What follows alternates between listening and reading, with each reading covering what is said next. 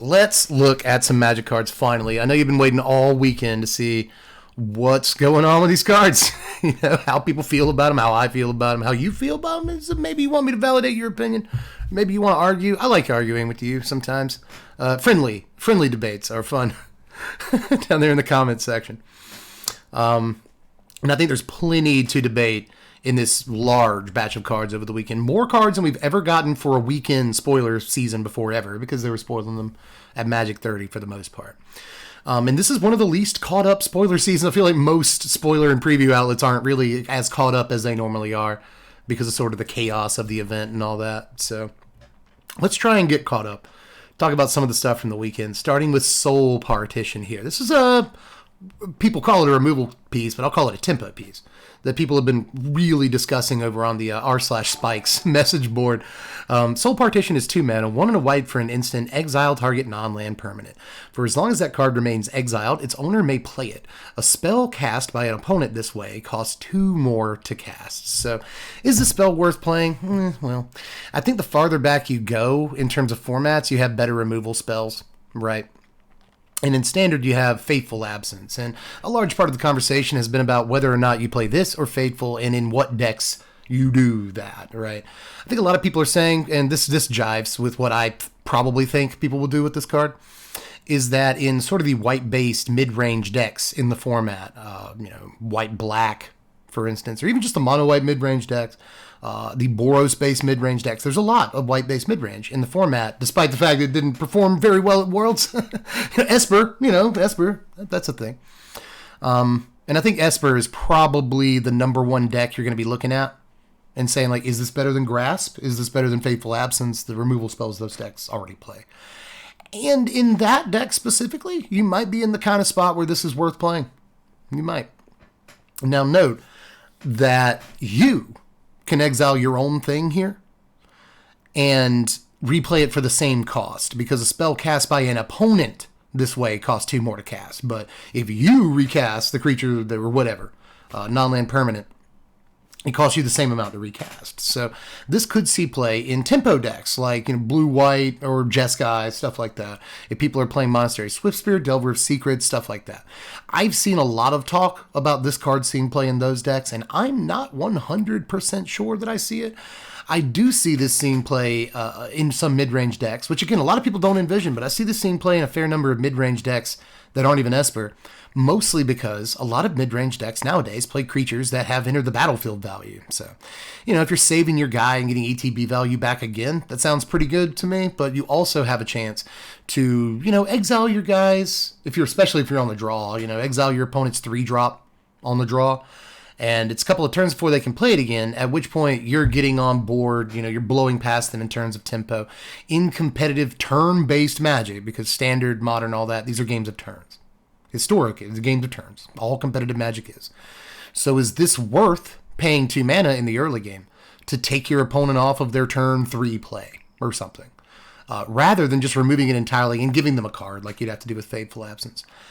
I'm not really convinced that this card is great. I know a lot of people are saying that it's going to see like tons of play,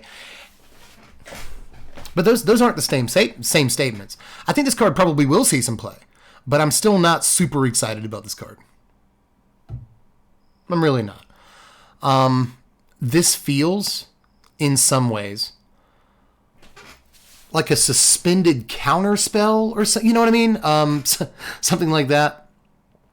It also feels like you're just kind of hitting with like Elite Spellbinder's ability, but the thing's already on the table and they've already gotten value for it. The problem is, in this case, you're spending a card and you're not getting a body out of it. You're not getting like a flying 3-power body out of it, So there's just, at instant speed though, this is a playable spell. This is a standard playable tempo spell that probably will slot into a deck or two here and there. I'm just not sure that it's going to be as important as a lot of people are saying it's going to be. So I'm not freaking out about Partition, but I agree that it will probably see some play here and there in a spot or two. Very likely. Just because it's so flexible. Flexibility is super important in Magic, especially, again, in these Esper decks that play so many creatures that can, they can leverage this no matter what they're playing against. So I like that. Save your Rafine, whatever. Transmogrant's Crown is next. This is 2 mana for an artifact. It's an equipment. The equipped creature gets +2/+0. Whenever an equipped creature dies, draw a card. You can equip it for 2 or for a black mana. This we called a Skull Splitter on Twitter because bars. This is kind of like a Bone Splitter. A little bit, but it's also a little bit like a Skull Clamp, even though it doesn't draw you 2 cards, just the 1. I have seen multiple people call this a fixed Skull Clamp. It's even, a Skull Clamp. It's what it does, what it is. But at the same time, I still have not been able to really formulate an opinion on whether or not this is good enough, like whether it's worth the slot in your deck. But it might be good enough for 2 things. A, as far as competitive play, in Standard, this might be good enough for some kind of Aristocrats build, if that build exists. I love LSL Core, right? And in the LSL Core builds, I can see this being really good if you have a sacrifice theme. So I like Aristocrats. I like sacrifice stuff. This seems dope, and it makes a creature bigger too. So that, sweet. Super sweet, super cool. Also, probably the bigger use for this card is that it's going to see play in pretty much every commander deck that wants to sacrifice creatures. Forever. For all time. It's all of those decks are going to play black, so it's at its cheapest to play in that deck, right? It's cheapest to equip. And you're going to draw a bunch of cards. You're going to draw so many cards off of this. There's going to be multiple turns in Commander, I assume. This could happen in Standard, too, but I imagine in Commander it's easier to set up. Where, just equip this, sacrifice it to Ashnod's Altar, equip this, sacrifice it to Ashnod's Altar, equip this, sacrifice to Ashnod's Altar. You have the mana to do it, So it's drawing like 3-4 cards in a turn, getting Blood Artist triggers, getting mana from Ashnod's. It's just like... like, the stuff that you could do with this in Commander is just off the wall. But is it good enough for competitive formats, even outside of Standard? I'm still not convinced. I'm still not super convinced that this is where it needs to be. It's fast enough. You want to spend your turn 2 doing this, but you probably don't. You probably spend your turn 3 or 4 doing this, right? Like, play all your dudes in mono black aggro, and then play this on turn 3 or 4, right? After your Graveyard Trespasser or your Gix or whatever. You play this on 4 and like immediately equip it to a big dude, swing, like if your opponent blocks and kills the big guy, which they're prioritized to do so they don't take damage, then suddenly you get to draw. So I don't know, man. Like, and not only do you get to draw, like, okay, you blocked and killed my Graveyard Trespassers, you didn't want to take 5 damage, and you didn't want to keep taking drain damage next turn, right? You didn't want to keep having to deal with this. So you blocked and killed my, Graveyard Trespasser. That's cool. I draw a card, and next turn I'll just throw this on another creature for a single mana. If I play a land that turn, I have enough for Sheoldred or something, So I actually think that this is probably quite good, but I just don't want to, come down and make a definitive, yes, this is very good in Standard. There's such a thing as opportunity cost. Is it worth the slots in your deck? But I think that this is probably the best thing that draws cards in black right now. And there's some competition when it comes to that. But especially if you're playing creatures in your deck anyway, and black is, even if it's black mid-range or borderline black control, you're still playing, Tenacious Underdog or Graveyard Trespasser, Sheoldred, so you have things to equip this to. Imagine equipping it to a Sheoldred. You have a 6/5 Sheoldred, and if it dies, and they have to kill it. They have to kill Sheoldred already. But now you have a 6/5 Sheoldred. If they do kill it, you draw a card. Sick. So, I don't know. It might be worth a 1 or 2 up slot in a lot of these decks. And just straight up mono black aggro, I'd like to try this over something like, Defiler or whatever in the 4-drop slot. The 4-drop slot. Because I know it only costs 3 mana, but again, I think in a mono black aggro or whatever, you're very likely going to be dropping it later rather than skipping your turn 2 to drop it. Probably. But this is more of a commander card, very likely. And it's going to be super good there. It's going to be so good there. But anyway, Stone Brain is next. What are we doing tonight, Brain? It's a Jester's Cap. Okay, so it's a Jester's Cap. It is 2 mana for a legendary artifact. You can pay 2, tap it, and exile it to choose a card name. Search target opponent's graveyard, hand, and library for up to 4 cards with that name and exile them. That player shuffles, then draws a card for each card exiled from their hand this way. Activate only as a sorcery. So this this doesn't say that you can't pick basic lands. Usually these effects will say that you cannot choose basic lands. But I actually don't think it's that big of a deal. I think a lot of decks in Standard, at least, aren't even going to have basic lands in them, or they're not. They're going to have very, very few basic lands, and if you do take their basics, it's not that big of a deal. You know, if you name forest, good job, you get 2 forests. You know, it's not, I don't know that it's going to matter that much in a lot of competitive formats. I mean, let's say you're in Legacy and you drop this on turn 2.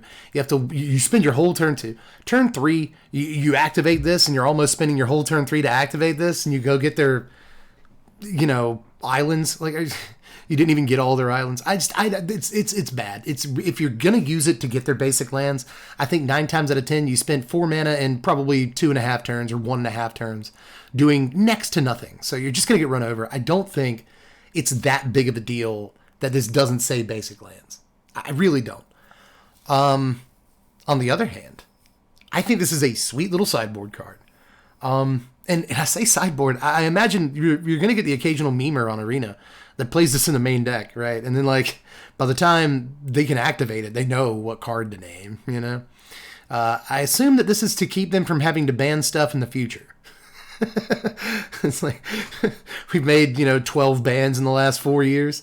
So, here, just ban it yourself. Just play Stone Brain. Ban Shieldred, just ban Invoke Despair yourself, jerks. So I think this is obviously playable out of the board against certain matchups where there's a lot of like really important 4-ofs. So there is that. There's that. But I don't think that it's like ridiculous either. I've seen people like freaking out about this, but I don't think that it's that incredible. I don't. I think it's a solid sideboard role player that will probably see play a la, on the level of like Pithing Needle. You know what I mean? Like evergreen sideboard play depending on what certain competitive formats look like. But at the same time, it is a very, very slow card. Very slow card. So I'm excited. It's Jester's Cap. It's Jester's Cap. So I'm excited that it exists. But at the same time, you ain't Jester's Cap. You're not my real dad. Hercules' Final Meditation is next. This is 7 mana, 4 and 3 blue for an instant. As long as it's not your turn, this spell costs 3 more to cast. Return all non-land permanents to their owner's hands. In the turn. Had to cough on that one. This is a counterspell. In case you haven't been like playing, or you didn't read the flavor text even, or whatever, you haven't seen much Magic in your life. This is a counterspell. Exile all spells and abilities from the stack, including this card. The player whose turn it is discards down to their maximum hand size. Damage wears off this, and this turn and until end of turn effect ends. So, yeah, turn ends. If there's a spell on the stack, it's gone. It's a 7 mana counterspell. That also is an upheaval. It's actually a 10 mana counterspell. If you're going to play that game, if you're playing it on your opponent's turn, it is a 10 mana counterspell, which is so much mana. But I still think this has a possibility of seeing some play. I know that sounds ridiculous. 7 mana, much less 10 mana, is just unbelievable. Like that's probably too much. Okay, but as we've seen before, powerful effects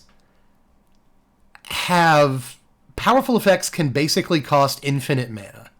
And they're still worth playing, We saw it on Ugin the Spirit Dragon. We saw it on Ulamog when that was in standard. 10 mana card, Blightsteel Colossus, I guess. stuff like that. Does that one even count? We have seen time after time that a card's casting cost just doesn't matter if the effect is powerful enough. And this might be an instant speed upheaval, man. I mean, with enough treasure tokens and stuff, it sucks you can't Power Stone token this. Power Stones can only cast artifacts. I was reminded of that on a Twitter post of my own. So Power Stones aren't helping you cast this. But one way or the other, counterspell upheaval combination should cost a ridiculous amount of mana. It should, So, it does. That doesn't mean it won't see any play. This one's kind of a tough call. We have to see something that can reliably give us, huge mana like this in the right shell, right? So I'm not sure that this is the one, to be honest. But that the text box is one of the more ridiculous text boxes in the entire set. So, again, wouldn't put it past. Also like that it's a Hercules. It's like Hercules, like Super Saiyan, like final form spell. You know what I'm saying? Like Hercules Recall is just return all the artifacts to everybody's hand. So Hercules Final Meditation is everything. Just everything. It's her big like Gandalf spell. Moving on, because we have to do that eventually. Looking at Draftna, founder of Lat-Nam. Oh, I've heard of the library at Lat-Nam. This is 2 mana. 1 and a blue for a 2/1 legendary human artificer advisor. You can pay 1 and a blue to return target artifact you control to its owner's hand. Or you can pay 3 and tap Draftna to copy target artifact spell that you control. That is a fun looking card, isn't it? I don't know why I turned British for it. But yeah, it looks fun. But standard playable, I'm just not sure. But it might be. Here's the thing. This might be competitive playable because there are plenty of decks like we actually have a reminder on screen that Aetherflux Reservoir is a deck. So there's that. There are decks in competitive formats that need something to protect important artifacts that are on the table. And this kind of does that. I guess well, no, it doesn't really reset Reservoir. I'd forgotten how Reservoir worked. It doesn't reset Reservoir at all. Well, kind of. It could. It could reset the Reservoir count for the turn, and that would basically end your turn. That would suck. So I'm not actually sure it helps that deck. Now that I think about it. Half the people watching are like, what? Yeah, the Reservoir deck wants you to cast a bunch of spells, but if your opponent forces you to bounce it halfway through the turn or something, then probably aren't winning that turn. Either way, Draftna actually, as just a 2-drop, I mean, it's a relatively low investment cost to get on board with this. That's the only thing that's making me balk on saying the card's kind of bad. Yes, it's slow. Yes, it costs like a huge mana commitment. But getting on board with it, you can do relatively early. But still, fragile. Very fragile. Taps to use the cool ability. The cool ability also costs a ridiculous amount of mana. And then the second ability costs a fair amount of mana too. Or the first ability costs some mana too. And might not even be that useful unless you have specifically some kind of, enter the battlefield trigger. Now, I will say, I'm coming back around on the Aetherflux Reservoir deck, because the more I think about it, if you have extra mana, you just use Draftna to bounce like a 0-cost artifact to your hand, and then replay it, and then use the mana to bounce it, and then replay it, and you're casting a spell over and over, so you're gaining more and more life. So that actually could work in Reservoir. There's a reason these 2 cards are on the page together. Either way, this strikes me as the kind of card that is probably not incredible in Standard, even with the artifacts that we have. This might be good in Limited. I don't want to say Constructed, but in Limited this might be good with the artifacts that have Prototype, right? Because you can play them for a little bit of mana and then return them to your hand and play them for all the mana once you have that mana. So that makes sense. But I don't think that's a powerful enough interaction for Standard. So I'm not sure that the card pool is large enough and that this card has the splashy kind of effects that it wants. To do something in Standard right now, willing to be wrong, willing to be missing something. But this also seems like the farther back you go, the more you have access to ridiculous artifacts, the better this card gets. So I wouldn't put this card past seeing some play in older formats. I really wouldn't. But cost too much? Yeah, probably. It really, that's huge mana commitment. But in Commander, I will say that too, in Commander, probably so many fun things you can do with this that if that's what it's for, I'm not even mad at it, because, copying artifacts you control in Commander seems ridiculous. So many artifacts in Commander are balanced by the fact that you can only have one of them. So seeing multiple effects in this set that can copy artifacts is silly. But let's move on to Tanos the Toymaker. This is 5 mana, 3 in Simic for a 3/5 legendary human artificer. Whenever you cast a beast or bird creature spell, you may copy it, except a copy is an artifact in addition to its other types. This is really cool. I don't think it sees any Standard play, pretty much obviously. This is a lot of the legends in this set are like, okay, so is this really, really good in Modern, or is it only Commander playable? Like Draftna's one of those, but Tawnos, this is a Commander.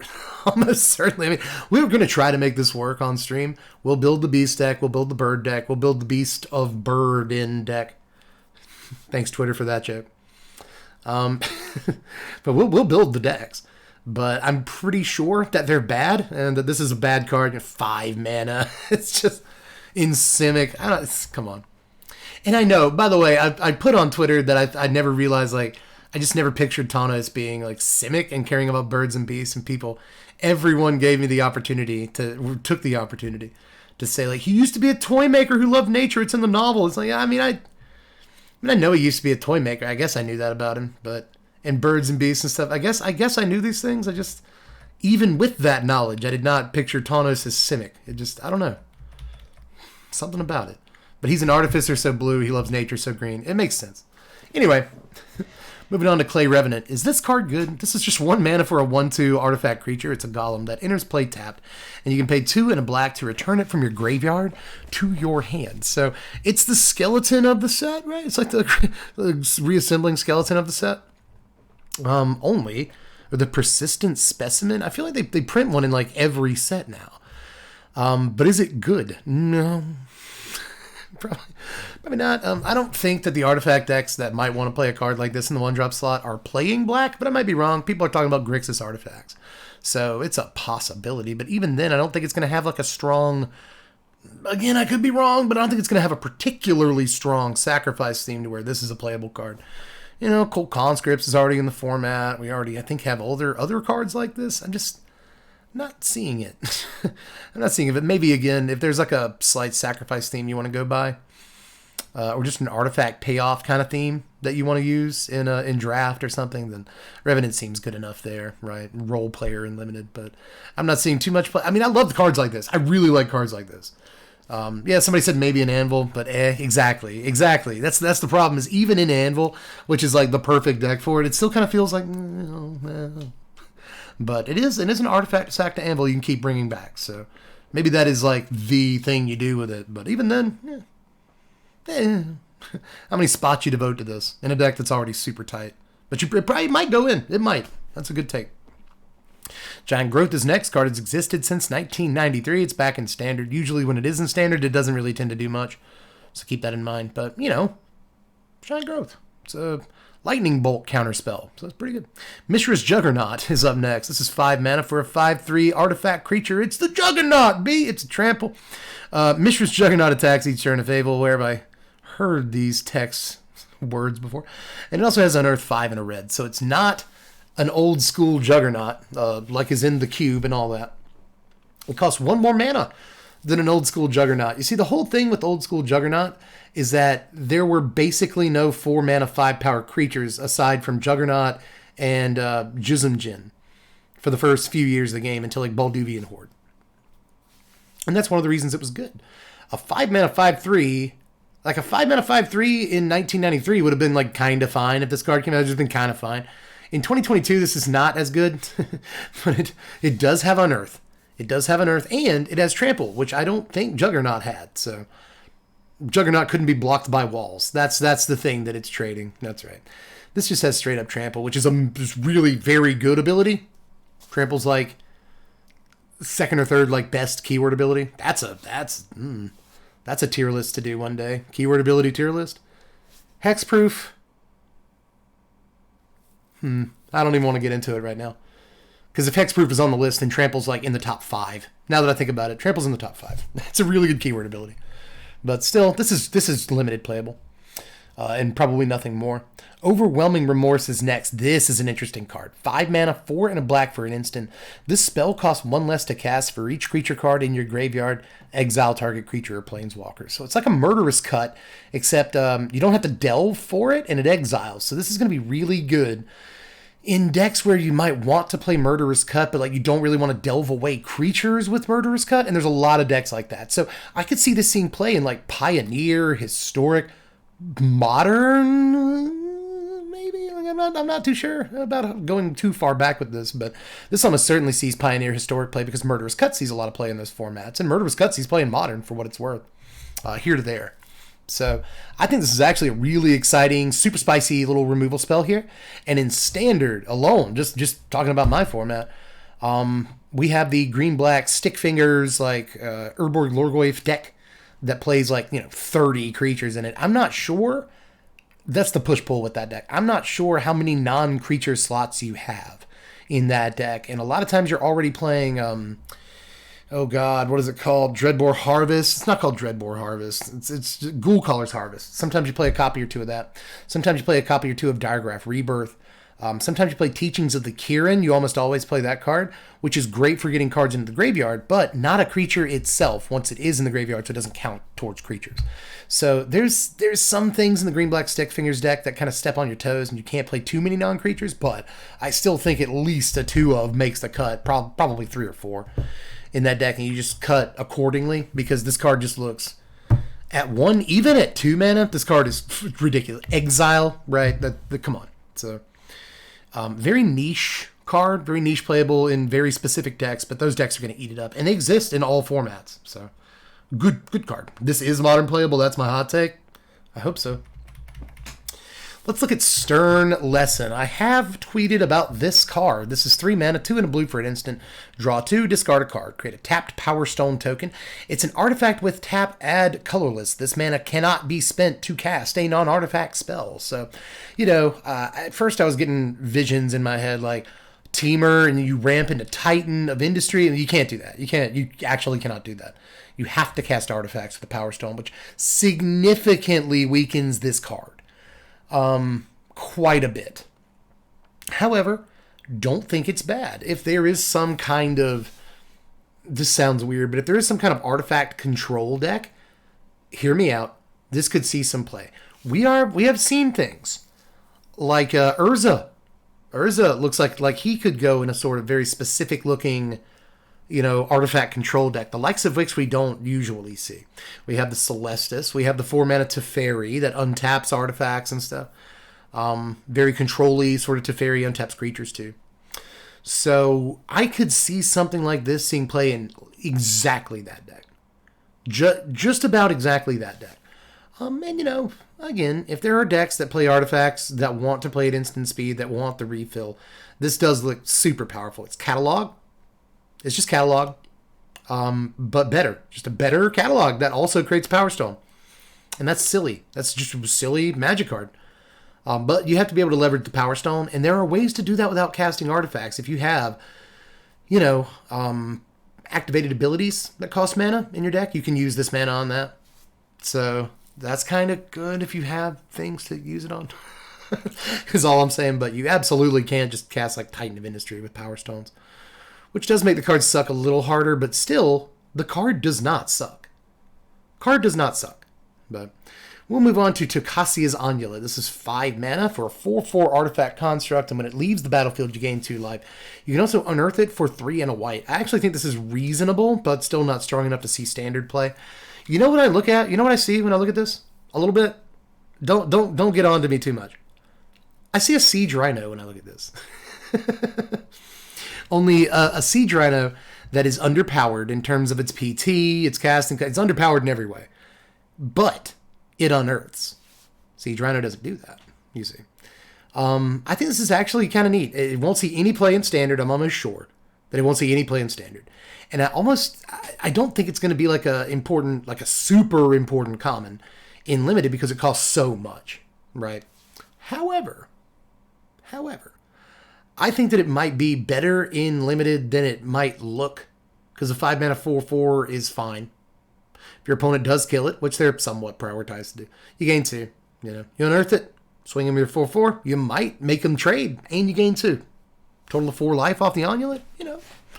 It's not. This does not look like a bad card. Kind of looks bread and buttery to me for certain. Just kind of white creature-based decks in Limited, of which there are a ton. So I'm interested in Amulet, but I don't think it sees too much standard play, honestly. The only thing I'm going to say about these cards with Unearth is that it is possible that in those same decks I was just talking about that self-mill a lot, you see this one with Unearth sometimes when it's in the format. Those self-mill decks that put a ton of creatures in the graveyard by turn 4 or 5 or whatever.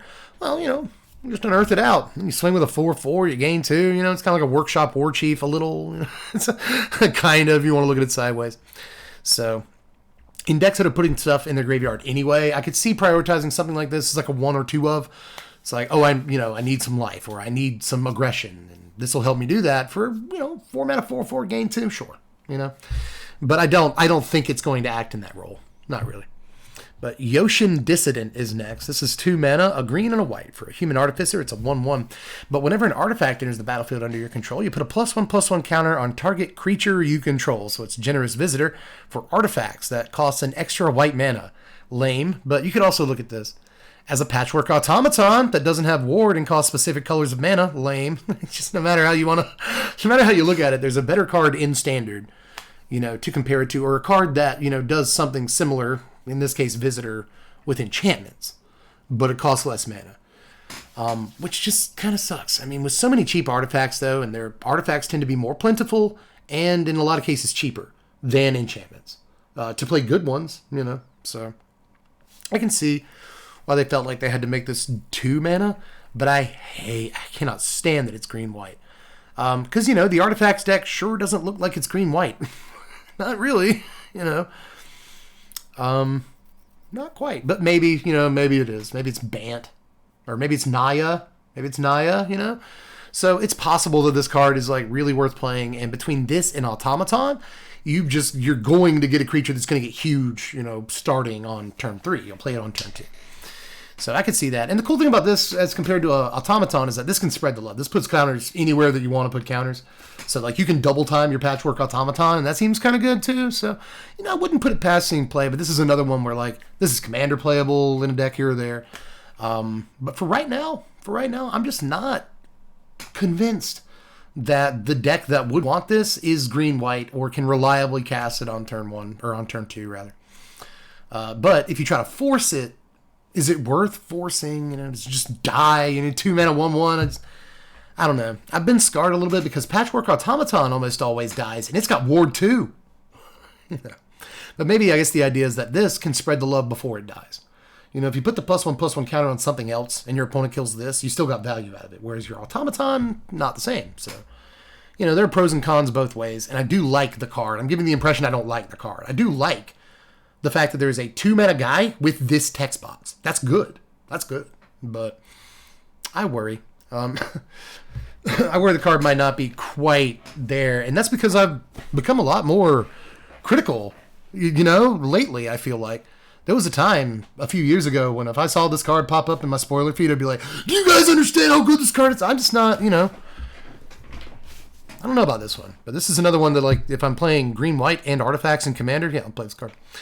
Go for the Throat is up next. This is a reprint, and it's very good.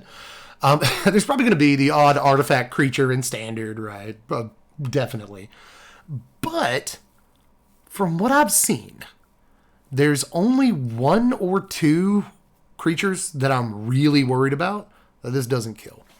I think it doesn't see as much play in formats like Historic and Pioneer as you might think, mostly because the Greasefang deck is so popular there, and it doesn't kill any of the popular creatures in that deck aside from Greasefang.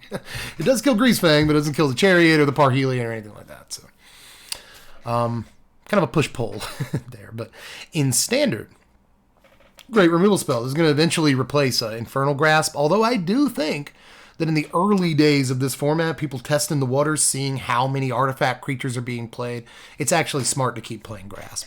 Because people are going to be trying these new artifact creatures, And, this doesn't kill God. Like that new, that thing with Prototype, it costs 7 mana for a 7/5 Menace lifelink, or 3 mana for a 3/3 Menace lifelink, that guy. That guy's going to see play in the early days of the format, and not being able to go for the throat, that guy is going to hurt. It's going to feel bad. So there's a couple of things that I would be worried about with go for the throat, especially in the early days. But if the format settles in such a way that there aren't that many important artifact creatures, yeah, play go for the throat. But then you get in the paper, rock, scissors cycle where if go for the throat starts seeing play in every black deck, you can bet that there will be a popular, people are going to start playing an important artifact creature. We'll look at one in a minute. So, but all things considered, yeah, Go for the Throat is a classic and very powerful removal spell that will see some play. Absolutely. But moving on to Argothian Opportunist. Sad little Argothian Opportunist. This is 3 mana, 2 and a green for a 3/2 human scout. When it ETBs, you get a tap Power Stone token. So this is not Jewel Thief. I guess you could argue that this creates mana forever. Jewel Thief creates a treasure, but Jewel Thief actually fixes your mana. This doesn't do that. And you can use the mana to cast not artifacts, which this also can't do. Really good card in draft. Again, I think in limited, this is a fantastic common. That's going to do a lot for you there. I'd say play this card most of the time that you get it. You know, if you're in green, the card's probably not going to put you in green, but I do think this looks like one of the stronger commons in green in the set, especially from like a bread and butter, you know, perspective. Nothing super powerful, just decent value that can trade in combat. The problem with this from a limited perspective is that it's a 3-drop that trades with 2 drops, which you don't normally want. But I will say 3 power, 3 mana, 3-2s aren't the best thing. They're not the most impressive thing. I'm not trying to give you the wrong impression. They're not the best thing in the world in limited. But 3-mana, 3-2 Power Stone token in this limited environment, yes, I think that's incredibly playable. This is for Naya artifacts. Still might actually still rather play Jewel Thief. Serious, actually, because it's a 3-color deck. I want the fixing, and it still puts an artifact into play. So what do I care? You know, I'm not convinced. I think Jewel Thief is better, and it doesn't see any play. And Jewel Thief is Wandering Emperor proof, and this isn't because it has Vigilance. Jewel Thief has Trample, extra point of toughness. You know, this dies to play with fire. Jewel Thief doesn't. I don't know. But in this limited environment, I think it's fantastic. Yotian Medic is next. This is just a 3-mana 1/4 lifelink. It's a human cleric soldier, but that's it. It just blocks aggro. In limited, block dudes. That's what it do. That's about it. Third Path Servant is 3 mana, 2 and a blue for a 2/3 human wizard with 7 mana. Draw 2 cards. Not good. You might think it's good. It's not very good. Bitter Reunion is up next. I do like the art on Third Path Servant. I bet the foiling looks really good. Like the magic at his back is all foil. Anyway, Bitter Reunion is a decent looking magic card. This is 2 mana, 1 and a red for an enchantment. When it ETBs, you may discard a card. If you do, draw 2 cards. Pay 1 mana, sacrifice Reunion. Creatures you control gain haste until end of turn. I think this card is sick. Like, actually quite good and better than it might look. Just by virtue of being an enchantment. Do you guys remember how awesome like Omen of the Sea was in Yorion just because it was an enchantment? You know what I mean? Like, I can flicker it, I can blink it with Yorion or other stuff, you know, and this is probably going to be along the same lines, you know. I think that in those kind of situations, blinking it going to be great if you have a card to pitch. So there's that.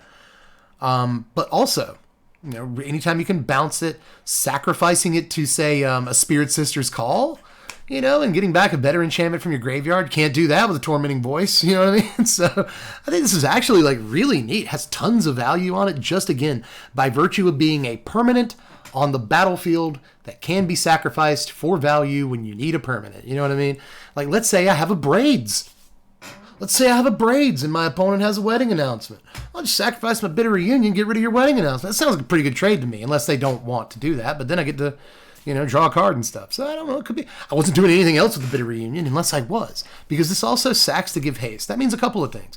That means that I can, you know, play Sheoldred a turn late, or just, you know, draw Sheoldred off the top of my library and go ahead and swing, or whatever. Go ahead and swing with it. It also means that on, say, turn 4, I can play a 3-drop and then go ahead and get in, you know what I mean, with, like, everything. I can play a card that creates multiple tokens in the same turn and then get in with everything that turn. I can also just draw this off the top of my library, and for 3 mana, all my guys get haste. So, like, any tokens I create that turn, if Wandering Emperor creates a 2/2, right, I can get in with that token. And these things are going to matter in edge cases. That's the thing, is that almost none of the things I'm talking about matter to a huge degree in every single game, but I'm naming enough 2% things that it comes together to be this, like, actually really good card. So I like this a good bit. And yes, somebody said sick flavor. It actually is very sick flavor, the way that it works. If you sacrifice the Truce, gain haste, it's because Urza's guys were attacked at this meeting, I would assume. And yeah, if you'll read the flavor text, it proves that much. But still, I think this is actually a really sweet card. There's obviously spots where Tormenting Voice is better than this card, right? But I think in many spots, this card is going to be much, much better, just because it can be blinked, bounced, sacrificed, whatever. It's permanent on the battlefield. That's worth more than you think it is a lot of the time. So really, I think it's very good. Sleeper potential. Gaia's Courser is up next. This is 5 mana. This is 4 and a green for a 4/5 Centaur Soldier, and when it attacks, if there are 3 or more creature cards in your graveyard, draw cards. Limited, playable. Honestly, a 5 mana 4/5, not the worst thing in the world, and drawing a card is really good. I bet this is great in limited, but nowhere near standard. Not even close to standard. Skitterbeam Battalion is 9 mana. I love this name, by the way. Skitterbeam. Skitterbeam Battalion is 9 mana for a 4/4 trample haste. And when it ETBs, if you cast it, you make 2 tokens that are copies of it. Ugh. And then it also has Prototype. It costs 5 mana for a 2/2. It's 3 and 2 red for a 2/2. But of course, you get 6 power for your 5 mana. I like this. Kind of a lot. You know, if you're talking big red, then big red can generate 9 mana at some point in the game. You know, throw down 12 haste, trample power. Like, that seems good. It's not bad. You can tell, though, that when evaluating cards, I'm a sucker for cards with a high casting cost. Like, I will tell you that just because a card has a high casting cost doesn't mean it's a bad card. But at 9 mana, this is ridiculous. And at 5 mana, it's a little ridiculous, too. You do get 6 attacking power that turn. Or just 6 power. This is the thing. This is what makes me like this card. Even though it isn't this card, how does it not remind one of, like, Siege Gang Commando? Right?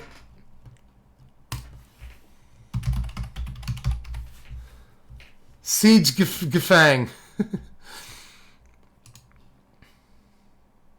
I usually don't do this when I'm doing spoilers on Twitch. I feel like you should see Siege Gang if you haven't seen it. Siege Gang enters the battlefield, create 3/1/1 red goblin creature tokens, and then this ability, sacrifice a goblin, deals 2 damage to any target. That last ability is a huge part of why Siege Gang Commander is good, and I will recognize that. However, the reason Siege Gang Commander is good is because it's 5 mana for 4 bodies. And it doesn't even matter how big the bodies are. Okay? So this is 5 mana for fewer bodies, but technically 1 more power. Right? And that's only if you have to cast it for 5 mana. Later in the game, you can cast it for 9. Right? You can't flicker this one. They realize what you could do with this ability. You can't flicker this one. You have to cast it to get token copies. But, you know, if you do flicker it, you still get a 4/4 rather than a 2/2. So you have a total of 8 power. Could work. But one way or the other, I kind of like this card, and I probably shouldn't. Probably shouldn't do it. Reminds me of Burn Down the House. You know, the one mode in Burn Down the House? Strictly Better Burn Down the House is second mode. It's not strictly better either because you don't get any value when the creatures die. But I think Burn Down the House is probably the better card, especially at 5 mana. But I don't know if this sees a whole lot of play, but it is a neat card. It's a really, really neat card that I want to try to make work. Tagsin Welcome is next, though. We got to get through these. 3 mana, 2 and a white for an enchantment.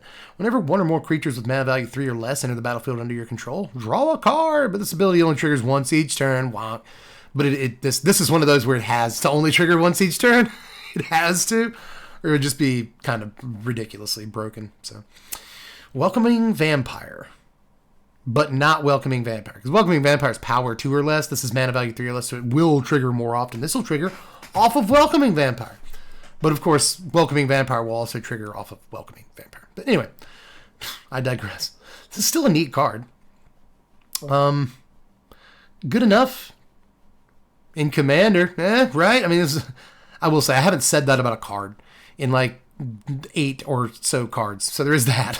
But this does look very, very, very, very Commander play. Incredibly Commander playable. So does Welcoming Vampire. But Welcoming Vampire sees play in Standard, and this could too, especially once Vamp rotates. I think it's good. I think it's cool. It's a good card. Is it good enough?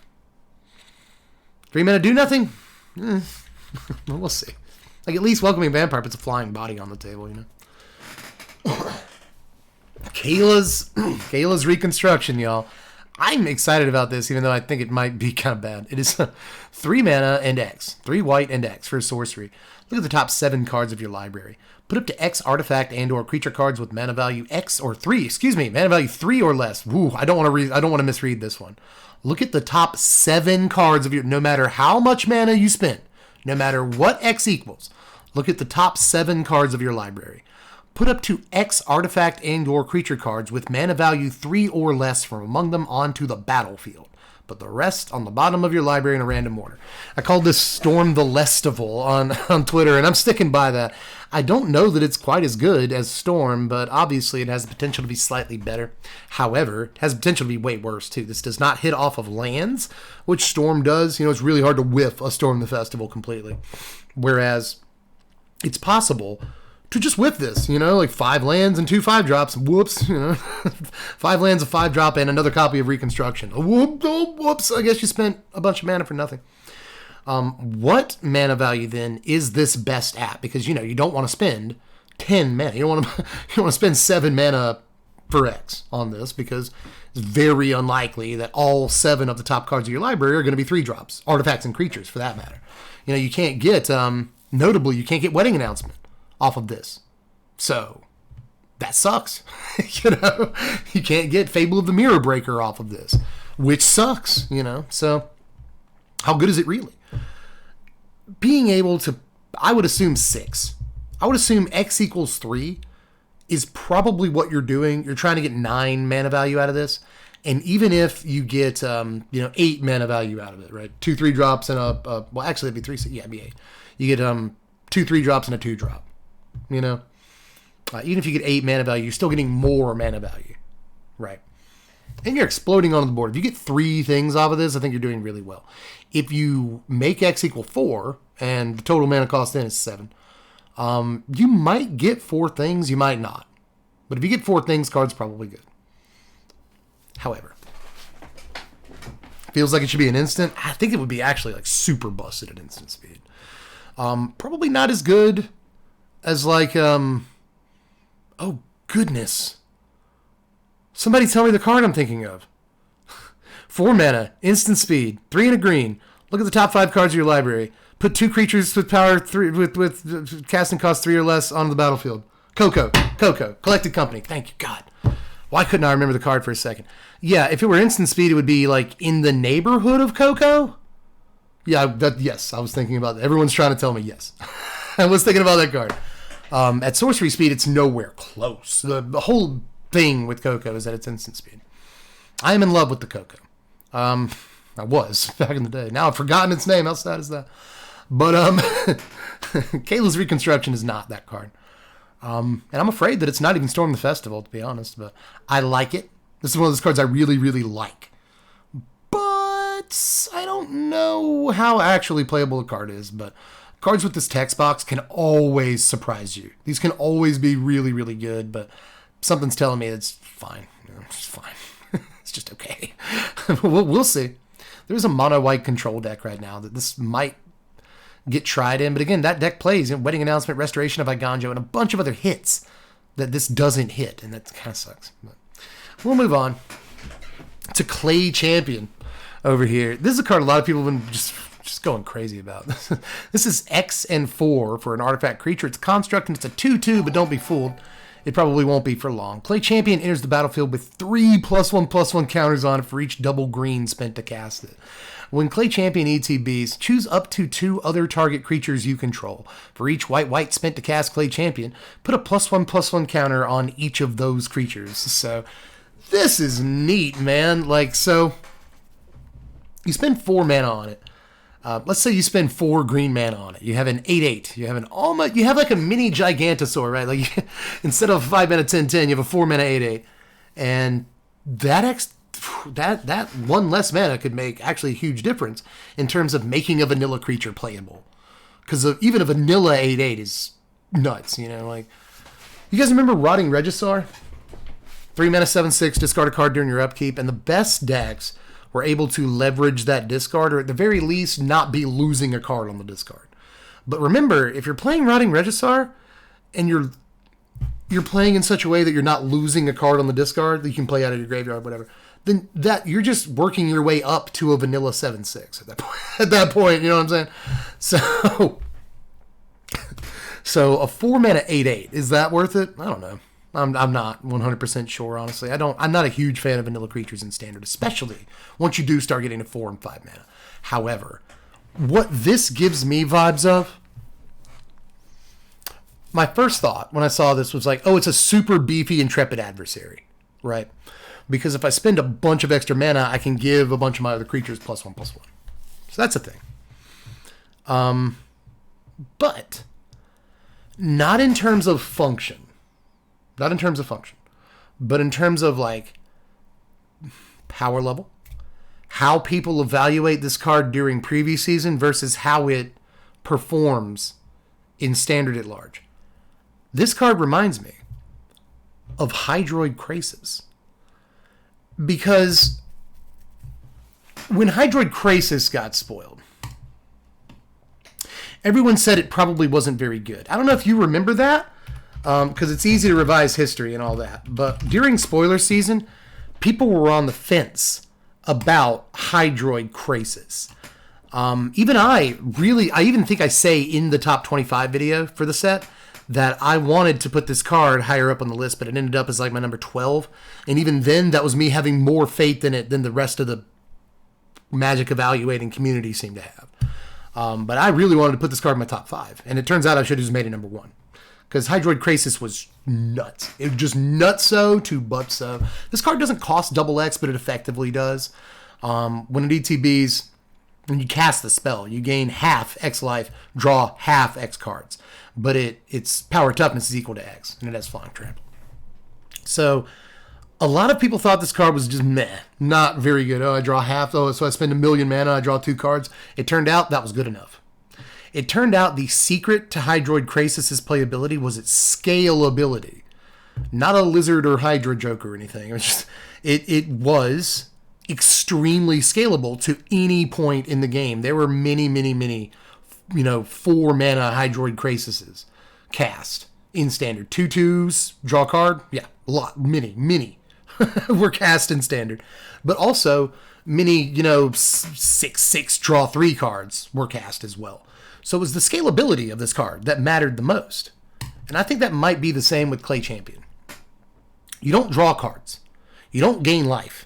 Those are important things for catching back up. You get a huge dude your opponent has, this is Hydroid Krasis, you get a huge dude your opponent has to deal with, and even if they can deal with your Krasis, you drew 2 or 3 cards, and they have to deal with those cards too. That's the problem with Krasis. This doesn't present that problem. Okay?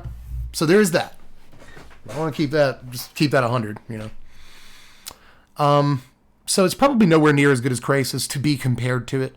But again, just like the people saying no to this card, I feel like have forgotten on some level Hydroid Krasis. Because the scalability might matter a great deal, because you can spread the value other places. If you're just paying 4 mana for this, then you can put +1/+1 counters on 2 other guys. If you just pay, quad white. And that ain't half bad. You're still getting 4 power. You're still putting power on your Thalia, making your first striker bigger. You're still putting Thalia or power on your Intrepid Adversary, making your lifelinker bigger. So, I think that Champion is actually a really, really neat looking card. Hopefully we get cards like this, but for, other color combinations. I hope that's kind of what they're doing. But just to me, looks like a solid kind of, pretty playable card, to be honest. I don't want to play it as a huge vanilla guy, but in terms of this mode where I can spread the love to where even if my opponent, like, let's say, I pump 6 mana into this, go green, white, right? So my opponent can kill my 8/8, but they still have to deal with the creatures I put +1/+1 counters on. So I do like that about the card. But let's move on to Ashnod, Flesh Mechanist. This is just a single black mana for a 1/1 legendary human artificer with Death Touch and a killer haircut. Whenever Ashnod Flesh Mechanist attacks, you may sacrifice another creature. If you do, create a tapped Power Stone token. Pay 5, exile a creature card from your graveyard. Create a tapped 3/3 colorless zombie creature token. So I really like this card. However, I feel like I say that a lot, right? 1 mana, 1/1 Death Touch. Kind of just like it, it's not playable on its own, but a 1 mana, 1/1 Death Touch could be worse. Your opponent doesn't want to block it. So if your opponent blocks it, it's going to kill whatever blocks it. So there's that. They want to let it in, but the more they let it in, the more potential value you get in the form of ramp, and then eventually 3/3s. You know, you might sacrifice a 1/1 token, and then eventually you get a 3/3. I have said on lots of occasions that I really like 1-drops that have significance later in the game. And this does. Late in the game, you can drop this off the top of your library with 6 mana and immediately get it and a 3/3. You know, just grab a zombie out of your yard. So that actually is probably going to come up more than you might assume. But what bugs me here, pretty much in the entire set, what bugs me a little is the Power Stones and how nerfed they are. First of all, it comes into play tapped. All Power Stones tend to come into play tapped, which is probably correct. That is probably the right move. The fact that they can only be used to, use to make activated abilities work, which is good for Ashnod, by the way. She has an activated ability, but but they can only be used for activated abilities and like casting artifacts, I think is a little lame. Like, it makes these cards a little lamer than I want them to be. But at the very least, the Power Stones can be used to activate her ability. So I think that makes her a little bit better. But just a 1-mana, 1/1 Death Touch that can be a creature factory later on in the game. Good. I think that's just a solid, playable, mid-rangey kind of card that I kind of can't wait to get in there with and see how good it is. But,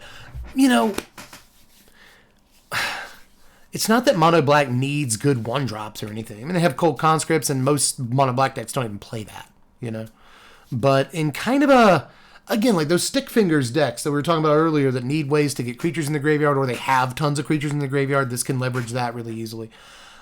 There's also, I think, a couple of activated abilities in that deck that you might want to use Power Stones for. So, maybe. But, again, solid.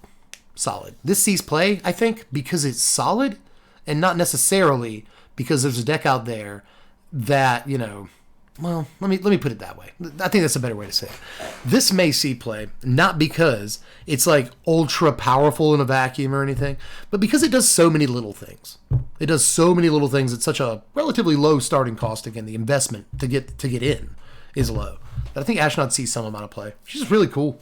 Also, one more thing. There are multiple decks, not only in Standard, right, because Joda exists, but there are multiple decks in like Pioneer, Historic, that play Kenrith and whatnot, that want like 1-drop legends. Beyond like Ovia Pashiri and the garbage like that, but Ovia's fine sometimes. But they're, Bard class, even like Jund Bard class. These are decks that need 1-drop legends. And Ashnod will fill that role, if nothing else. So I can see just pointing that out too. But anyway, yeah, it does seem very Golgari. Or Rakdos, yeah. Fade from History is the last card from yesterday. This is 4 mana, 2 and 2 green for sorcery. Each player who controls an artifact or enchantment creates a 2/2 green bear creature token. Then destroy all artifacts and enchantments. Woo! It's a decent card, right? I mean, probably again Commander playable. I would assume everybody gets their cub. We just almost reset the board and on some tables, But in Standard, this is probably a playable sideboard card, but not as much more than a 1 or 2 of, depending on what decks we see, obviously. I mean, if every deck in the format is playing a million artifacts and enchantments, then yes. But we'll see. This is the kind of the safety valve kind of a card that they have to print when they print artifact sets and enchantment sets. So not surprised to see it. It's a fine version of this effect. Now, that's a Brothers War Commander card. Maybe we'll get back to it. But before we do today's stuff, let me take a quick sip of the stuff so I can rejuvenate my voice.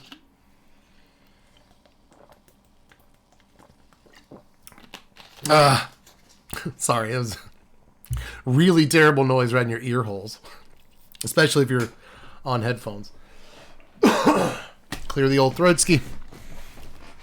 Let's go ski to today's stuff, which all actually... Some of the stuff looked really good. Thran Spider is up first. This is just 3 mana for an artifact creature, which is a spider. It also has reach. When Thran Spider enters the battlefield, you and target opponent each create a tapped Power Stone token. You can pay 7 mana to look at the top 4 cards of your library. You may reveal an artifact card from among them, put it in your hand, put the rest in the bottom of your library in a random order. This is neat, man. This is really neat. So it's Giant Spider, it's just a strictly better Giant Spider. 3 mana, no green, just any color can play it. 3 mana, 2/4 reach. So literally Giant Spider stats. but it's a 3/4. I would venture to say that 5 years ago,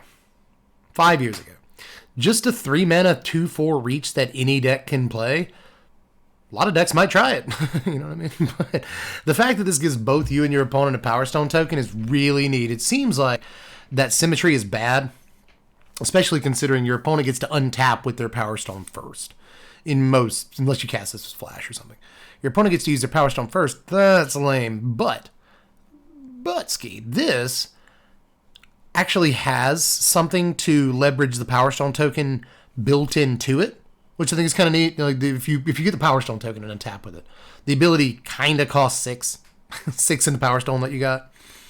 And if your deck has more ways to leverage the Power Stone than your opponent's, then that's obviously a huge win for you, right? And I think that a lot of competitive Standard decks, at least if Standard remains more or less close to what it looks like now, Esper, Grixis, a few other decks, some small ball aggro decks and stuff, still dominating the format, they don't have a ton of ways to use a Power Stone token. So, who cares if you give them a Power Stone token if there's only like 1 or 2 ways? Now, I will say, Reckoner Bankbuster, I guess, they can use the Power Stone token to either cast or use a Reckoner Bankbuster in most Standard decks. But there are going to be times where it's difficult for them to use it. It might not be so difficult for you. So, I like this. Like, opponent ramping is usually bad. Usually. But they might not be able to leverage the ramp, especially on the next turn. I feel like if they can't use the ramp on the turn, like the next turn, like you play this, they untap, they have a chance to use the Power Stone. If they don't use it on that turn, I feel like it's kind of like, it's fine. A little bit. And I'll say this too. You're ramping your opponent. They get to use it first. That sucks. Balls. It's not a good feeling, man. But on the next turn, it's not like you're behind on mana. Like you both ramped. Like you now have access to 5 total mana when you drop your land or whatever. It's not, they did get to use it first and that sucks, but at least it's symmetrical and that's good. Also, this can replace itself if you use its ability even once. So I like that. I don't know if this sees much play. I really don't, even after kind of boosting it for a minute there. But, this is another kind of pick for the sleepers list because I think this is a cool card that is almost there. I really do. I think it's almost there, but not quite. Harbin, Vanguard Aviator is next. This is 2 mana, a white and a blue for a 3/2 legendary human soldier with flying. Whenever you attack with 5 or more soldiers, creatures you control get +1/+1 and gain flying until end of turn.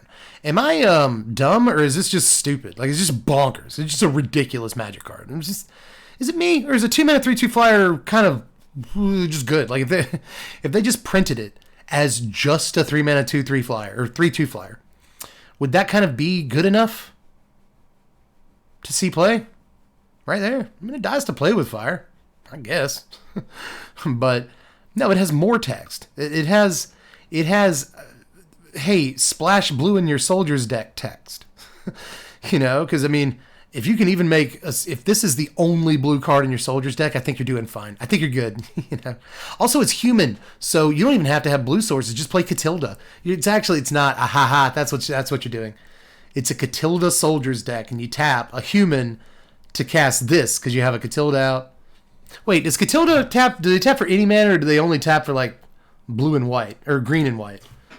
Catilda Mtg. It's gonna give me like 8 different ones. But I want to know for sure. I want to know for sure. Add 1 mana of any of this creature's colors. Okay, so you have to have another blue creature to do it. There is that. I just couldn't remember exactly how she was worded. But yeah, still. I think it's worth splashing blue in your soldier deck. Possibly even your human's deck. This is silly, right? Am I silly to think that just a 3 mana or a 2... God, I just can't believe the rate. The rate, guys. 2 mana, 3/2 flyer. Like, that's good. That's so good. I don't know, man. You don't think humans plays it? I don't know, man. I honestly don't know because humans... Here's the thing. Humans is a legendary deck in Standard, right? It's the Joda humans, right? And this is legendary, so it's entirely possible this sees play in that deck because Dennick sees play in that deck. Dennick sees play in 5-color Joda humans as like a 3-of. So I think that you could bump your Dennick down to like a 2-of and play some number of this or bump something else down. Because, you're already making sure you have blue-white on turn 2 to play Dennick. Your mana base already accounts for that. So I think it's easy to slot this in to like legendary humans in standard, the Joda deck. But I'm not sure, man. One way or the other, I was playing Bant Soldiers, and the only green card in the deck was Darien, the 3-mana guy. All your creatures get +1/+1, and you can sacrifice him to give your tokens like indestructible. That was the only green card in the entire deck. But now we might have to make Bant Soldiers, and this is the only blue card in the deck. Because this dude is ridiculous. Like, this dude's just ridiculous. Yeah, and now since it's Bant, you can play Lagreya. That's right, Lagreya's a soldier, Oki. Good job. Good catch on that. Yeah. Yep, if the deck is Bant, then it basically gets a removal spell that's also a soldier in Lagreya. Yep, we're doing it. It's a good deck. Bant humans. Bant human soldiers, baby. Let's go. Anyway. It's a good card, guys. Yeah, Dennick affects your opponent's game plan. This is just flying. I will give you that. The Dennick affects your opponent's game plan, but half of why some people play Dennick is because it's really good in aggro matchups or just brick walls and it gains your life back and stuff like that. It's like this actually puts a clock on your opponent. Dennick doesn't do that. Like, that's my counter. There you go. That's my counter. Is that Dennick doesn't really clock the opponent, whereas this definitely does. So I don't know. I like it. Yeah, Dennick has a spirit side. I know that Dennick does have more value on it. I'll give you that. But I think that the Esper version of that deck, like the one that plays Dennick, now I'm moving the goalpost. But I still think it's actually more playable in the Joda humans deck. More playable there. But in like the Esper decks that play, a bunch of 2-drops and stuff, I think it's at least like noteworthy, maybe not playable, maybe not quite playable, but at least think it might be worth a try in those decks. You might be playing some other soldiers like Guardian of New Benalia. Guardian of New Benalia is in that. You're never going to attack with 5 soldiers. You're never going to attack with 5 soldiers. Although, note how it's worded, guys. Note this wording. This is sneaky. Whenever you attack with 5 or more soldiers, creatures you control, not soldiers you control, creatures you control. So you don't actually have to be playing an all-soldiers deck. And you really only have to be swinging with 4 other soldiers. Oh, Resolute Reinforcements is sometimes in the Esper deck. That's 2 soldiers right there, isn't it? Isn't it? Does Resolute Reinforcements create a soldier? I know it is a soldier, but does it create a soldier? Resolute Reinforcements. Do-do-do-do-do-do-do-do. Resolute. Yep. 2 soldiers right there, baby. 2 soldiers right there. This is good. This is a fine card. It's all right.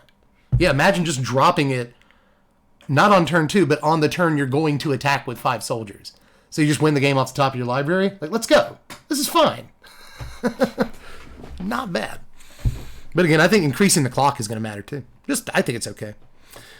2-mana 3/2 flyer. Come on. Anyway, Fall of Kroog. I got to get off this card. Fall of Kroog is 6 mana, 4 and 2 red for a sorcery. Choose target opponent. Destroy target land that player controls. The Fall of Kroog deals 3 damage to that player and 1 damage to each creature they control. I don't love this. I really don't. 6 mana to destroy a land. I didn't like that on Waking the Trolls, and this isn't anywhere near as good as Waking the Trolls. 6 mana though, destroy a land and a guy. But you're not going to destroy too many guys. Just destroy your land, bolt you. Maybe pick up 1 dude. I don't know. I don't think so. Now, Hall of Tagsin. I want to say this sees play in every commander deck forever, but again, Power Stone tokens aren't necessarily as powerful as I want them to be. Hall is just a land, taps for a colorless mana. Not legendary, by the way. Taps for a colorless, or you can pay 1 and tap it to add a mana of any color, or you can pay 4 and tap it to create a Power Stone. Seems silly, honestly. I think that a lot of standard decks probably want at least a copy of this, especially decks that aren't like 3-color artifacts. We've talked a lot about like Grixis and Naya artifacts and stuff like that. Esper artifacts. This probably won't be in a whole lot of decks that have a ton of colors they want to play. But if you're in 1 or 2 color artifacts, yeah, you play Hall. There's no reason not to play this card. But in Commander, I imagine most, like 80% of Commander decks probably want this card. Well, not 80% is probably way too much. You know, Commander mana bases are tighter than I think, but it's really close. It's really, there's, I would say, a good coin flip of Commander decks want to play that card. Yeah, and then that's your filters of Power Stone, because you can use Power Stones to then activate it later. So the more Power Stones you get, the easier it activates. So, let's see what you're doing. But let's move on to some prototypes here. First being Depth Charge Colossus. This is 9 mana for a 9/9 Dreadnought artifact creature. And it doesn't untap during your untap step. You can pay 3 to untap it. It's got Basalt Monolith text on it. But you can also prototype this in for a 6 mana. It's a 6 mana 6/6. Obviously, this is just maybe limited playable, but even then, I don't know. You have these are a good payoff for Power Stones, right? These like 9 and 10 mana artifacts that like lower rarities. These are your Power Stone payoffs. But pay it as a play. I mean, I imagine if you get it on the table as a 6 mana 6/6, it's like kind of fine, but still, you're not going to play too many copies of these, even in limited. Same thing's true of Rust Goliath. This, though, looks a little more promising. 10 mana, 10/10 Reach Trample. Or, conversely, 5 mana, 3/5 Reach Trample. So, again, if you're in the mid-game and you need, a 5 toughness Reach body, that's actually really decent for 5 mana in limited. However, late in the game, you've got a buttload of Power Stones, all the money in the world, throw down Rust Goliath, 10/10 Reach Trample, I win the game. I guess I win the game if you don't have a removal spell in your hand. So I actually think this might be a neat little common for the limited environment, but again, you're not going to play too many in your deck. Yeah, blink it. Just blink it, baby. Just blink this boy. Blink this big old bad boy. You got 10/10 Reach Trample, boy. Just do it. Actually, yeah, this is another one of the more blinkable ones, honestly. Blink it EOT. Whew. Your opponent thinks they're safe. You just touch the Spirit Realm this thing. You channel touch the Spirit Realm, blink it, 10/10. Let's go. It's a big guy. But anyway, yeah, 5 mana Reach Trample, Crew Argosy, sure. I don't know, 5 mana Reach Trample with 5 toughness isn't the worst thing in the world, but at 5 mana, there's like a million better green cards than standard. You're in 7, Invoke the Ancients. Probably 2 other cards, Ancient Silverback. There's so many good things at 5 mana. Arcane Proxy is 7 mana, sort of, for a 4. Oh, this is Crapcaster. Okay. We are at Flapcaster. This is Fapcaster. This is 7 mana for a 4/3 artifact creature who is a wizard. And it prototypes for... I want to go ahead and tell you, it prototypes for 3 mana, 1 and 2 blue, and it's a 2/1 when it prototypes. When it ETBs, if you cast it, exile target instant or sorcery card with mana value less than or equal to Arcane Proxy's power from your graveyard. Copy that card. You may cast the copy without paying its mana cost. Fine. This is fine, guys. Everyone earlier was talking about how garbage this card was. Yeah, it's not Snapcaster Mage. Because it is not Snapcaster Mage. It doesn't flash. Like, it doesn't just whatever you want. I mean, let's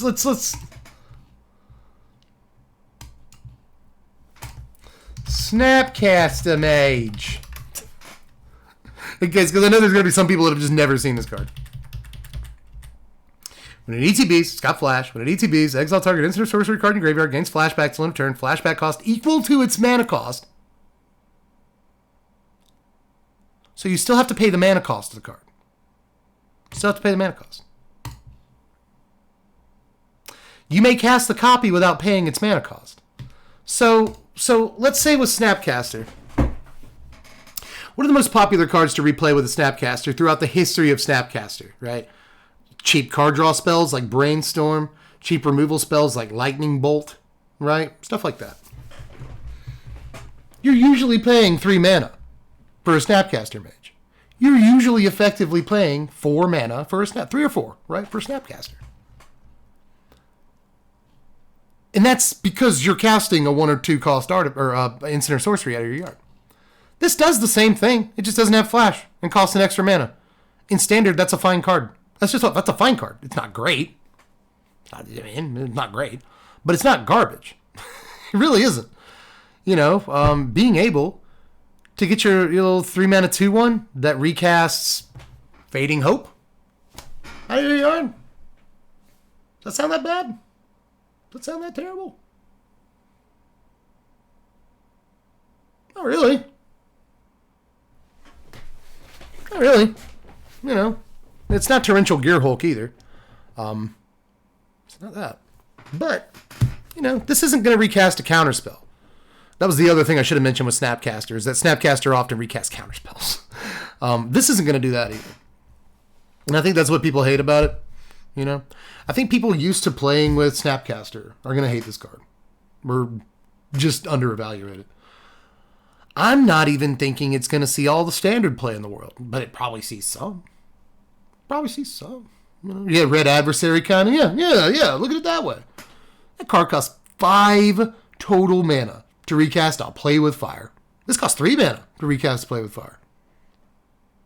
Well, you know, it's not bad. It's really not terrible at all. And you can Fading Hope this back to your hand when, you know, when it gets in trouble. If your opponent casts a removal spell, Fading Hope it back to your hand, recast it again. And recast the Fading Hope. It just seems annoying to me, man. Like, this actually doesn't seem terrible. And yeah, the problem is spells in standard aren't great at 2 mana. Oh, man. I don't know. You got Infernal Grasp, Fateful Absence, Lightning Strike, all at 2 mana. All at 2 mana. You got a number of decent card draw spells. Impulse at 2 mana. There are decent cards at 2 mana that I could easily see wanting to replay. You got multiple discard spells at 1 and 2 mana that you could recast with this. That could be somewhat relevant from time to time. Decks that want to play Leer. Remember, Leer is still in standard. Could still be an important card, you know. Decks that play Leer already want to put a bunch of instants and sorceries in their yard. So, like, they could easily play this card too, you know. All I'm saying is Fading Hope your guy on turn 1, right? Like, let's say I'm even on the draw here, you know. It's like you play 1 drop or 2 drop or whatever. You play 2 drop. Fading Hope your 2 drop. You know? And then turn 3, Fading Hope that same 2 drop again and get a 2/1 body. Like, does that not sound like the most annoying thing you've ever had to play against? You know what I'm saying? And I get to scry both times. Like, let's go. Like, man. Really not terrible. It's really not too terrible. I really don't think it's bad. So, I'm interested in this. I don't think it's, I mean, obviously it's worse than Snapcaster Mage. It's a fixed Snapcaster Mage, but I wouldn't let that cloud my judgment on how good the card actually is. And by the way, if you can pay 7 mana for it, and we've all played Standard lately, it happens. You get 7 mana. If you can pay 7 mana for it, but copying, like, recasting any 4-cost instant or something, now we're cooking, dude. You can do some crazy stuff there, but just like the natural mode, 3 mana, 2/1, recast, Lightning Strike, like, yeah, it's fine. It's fine. I mean, make your own Necrotile, you know, like 3 mana, that's a mana less than Necrotile. Same stat line, 2/1. You don't get First Strike. Anyway, you know, if it's a mana war, you know, like I said, 3 mana, Fading Hope, that's a mana war. 3 mana Infernal Grasp, that's a Necrotile. Like, I think this card's fine. I think it's fine. Yeah, it can never recast and Invoke Despair, luckily. Luckily. But let's move on to the Temporal Anchor. This is 6 mana, 3 and Trace blue for a legendary artifact. At the beginning of your upkeep, scry 2. Thanks. Whenever you choose to put 1 or more cards on the bottom of your library while scrying, exile that many cards from the bottom of your library. During your turn, you can play them cards that you exiled with the Anchor. So that's neat. Anytime you scry, you just get the cards. You know, that's kind of neat. If your opponent can't do something about the Anchor, then you lose them forever, which kind of sucks. But when you scry cards to the bottom, you kind of feel like you're losing them anyway. You know, you're not. You kind of feel like you're not going to see those for the rest of the game. So, yeah, I want to say no harm, no foul, but tiny amount of harm, tiny amount of foul. It's not a big deal. This, however, is going to cost 6 mana to get into play, but it effectively draws 2 extra cards every single turn. And that's if you're not even scrying outside of this card. So drawing 2 extra cards every turn, yeah, we'll play that in Commander, I assume, you know. Pretty sure. It also kind of changes the way you scry, you know, because you actually kind of want to, quote, put the good cards on bottom, because you're going to be able to play them anyway, you know what I mean? So note that you note, by the way, this is a blue card. Note, but I want to point out some very tricky wording. During your turn, you may play cards exile with Temporal Anchor. So if you exile like counter spells and stuff, you can't play those on your opponent's turn. So keep that in mind. That'll also probably change the way you scry. You want to draw the counter spells, scry the other stuff. So cool card, cool commander thing. Up next is Urza's Silex. Now, there's a couple of cards with like kind of bad image quality, especially towards the end of today, and I apologize for those. Can't do anything about them. I just can't. But Silex is up here. This is 3 mana for a legendary artifact. Oh, one thing I want to say about this, actually, one last thing. You know what this reminds me of? That didn't do anything in Standard. I tried a million times. I never did anything with it in Standard. It wasn't even one of those where like, no one wants to play with this card, but it's really good. Like, no, it's a terrible card. But I really liked it. And now it sees a lot of Commander play, and it's expensive because of that. The Magic Mirror. This reminds me an awful lot of the Magic Mirror. Right? Only, unlike the Magic Mirror, you actually have to support this one outside of itself. It's crazy. It draws you 2 cards every turn. But you actually have to scry more. The Magic Mirror just draws like 1 billion cards by the 5th turn it's in play. This doesn't do that. But still, this reminds me a lot of Mirror. I think somebody called it before I said it. So good job. Oki. It's always Oki. Urza's Silex. Let's get to it. This is what a lot of people are talking about today. This is 3 mana for a legendary artifact. You can pay 2 and 2 white, tap it, and exile it to have each player choose 6 lands they control. Destroy all other permanents. Activate only as a sorcery. When Urza's Silex is put into exile from the battlefield, you may pay 2. If you do, search your library for a Planeswalker card, reveal it, put it in your hand, and then shuffle them up. So if you wanted to play this and use its pay 2 ability, it would be 9 mana all on the same turn. That seems... Well, Power Stones, man. You could do it with Power Stones, couldn't you? This is what you're Power Stoning into, very likely. But I like it. It doesn't come into play tapped. This does not come into play tapped. You also just get to grab a Planeswalker. It goes in your hand. Your opponent still gets the first chance at responding to your removal spell, or your sweeper, right? As it should be. You play the sweeper. You got the 5-for-1, so your opponent gets a chance to untap and respond to that. That's fair. It doesn't put the Planeswalker in play. If it did, it would be just ridiculous. It does put the thing in your hand, which is really good because your opponent might be able to play a creature, but are you going to be able to play a creature that can do something about the Planeswalker I play? You know, if you play a creature and attack me with a haste guy and I don't die, fine. Well, Wandering Emperor, you know, whatever.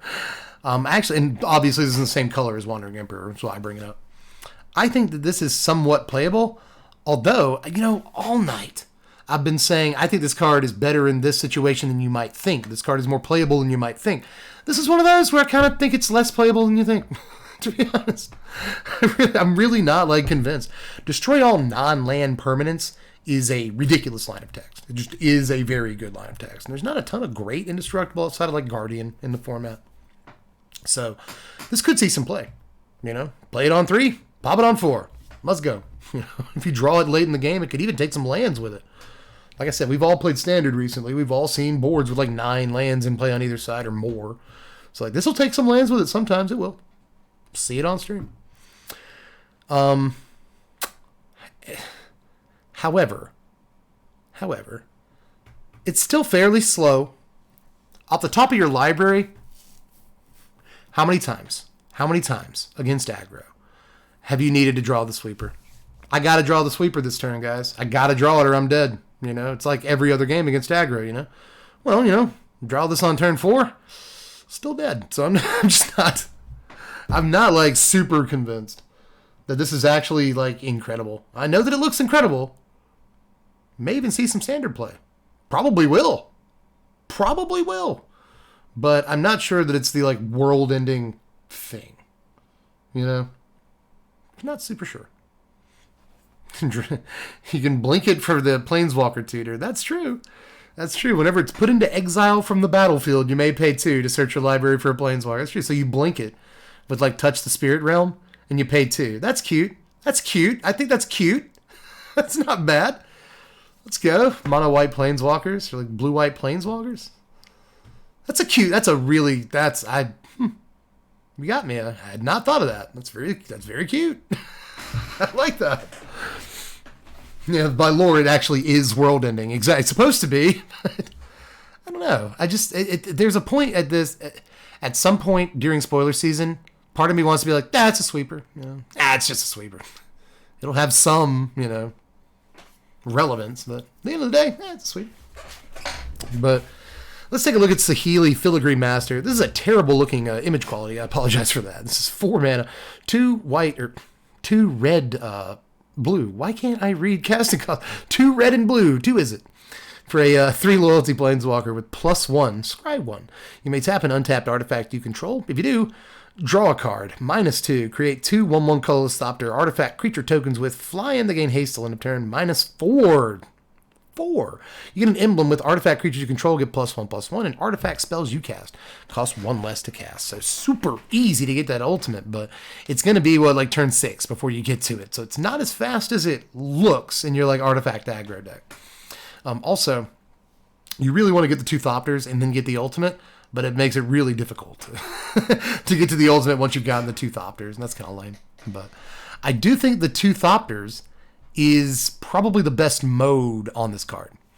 4 mana for 2 Thopters isn't the best thing in the world, but 4 mana for 2 Thopters and a Planeswalker for your opponent to deal with actually is kind of a big deal. And 2 Thopters is 2 flying Thopters is incredible protection for your Planeswalkers. So this one I actually kind of like. I don't know if it's worth 4 mana. I really don't. But I think that if it comes off the top of your library, it can effectively deal 2 damage to your opponent immediately. That's important on some board states. Sometimes you just want to draw a card. You can easily do that, and it gives you a scry thrown in. Ultimate's relatively easy to get to. Ultimate is, or the -2 is also defensive when it needs to be, and very good. I'm telling you, very, very good at playing defense, that -2 is. So I actually think this is actually fairly sweet, and I'm going to try to play it, but I'm not super convinced. 4 mana Planeswalkers, you have to meet a pretty high bar to join that club in Standard. Being playable at 4 mana, Wandering Emperor. And a large degree down from that, you have Sorin, which sees some amount of play. So you just have to be very, very good as a 4 mana walker in Standard to see real play. And right now, obviously, Wandering Emperor is in the 4-drop slot too. So I'm not sure, but I will say I love the -2 on this. I feel like if you get the -2 twice in the game, you're doing really well. Look at Portal to Phyrexia next. Everyone's going crazy about this card. It's not Phyrexian Portal from Alliances. It's Portal to Phyrexia from Brothers War. This is 9 mana for an artifact. When Pop enters the battlefield, each opponent sacrifices 3 creatures. At the beginning of your upkeep, put target creature card from a graveyard onto the battlefield under your control.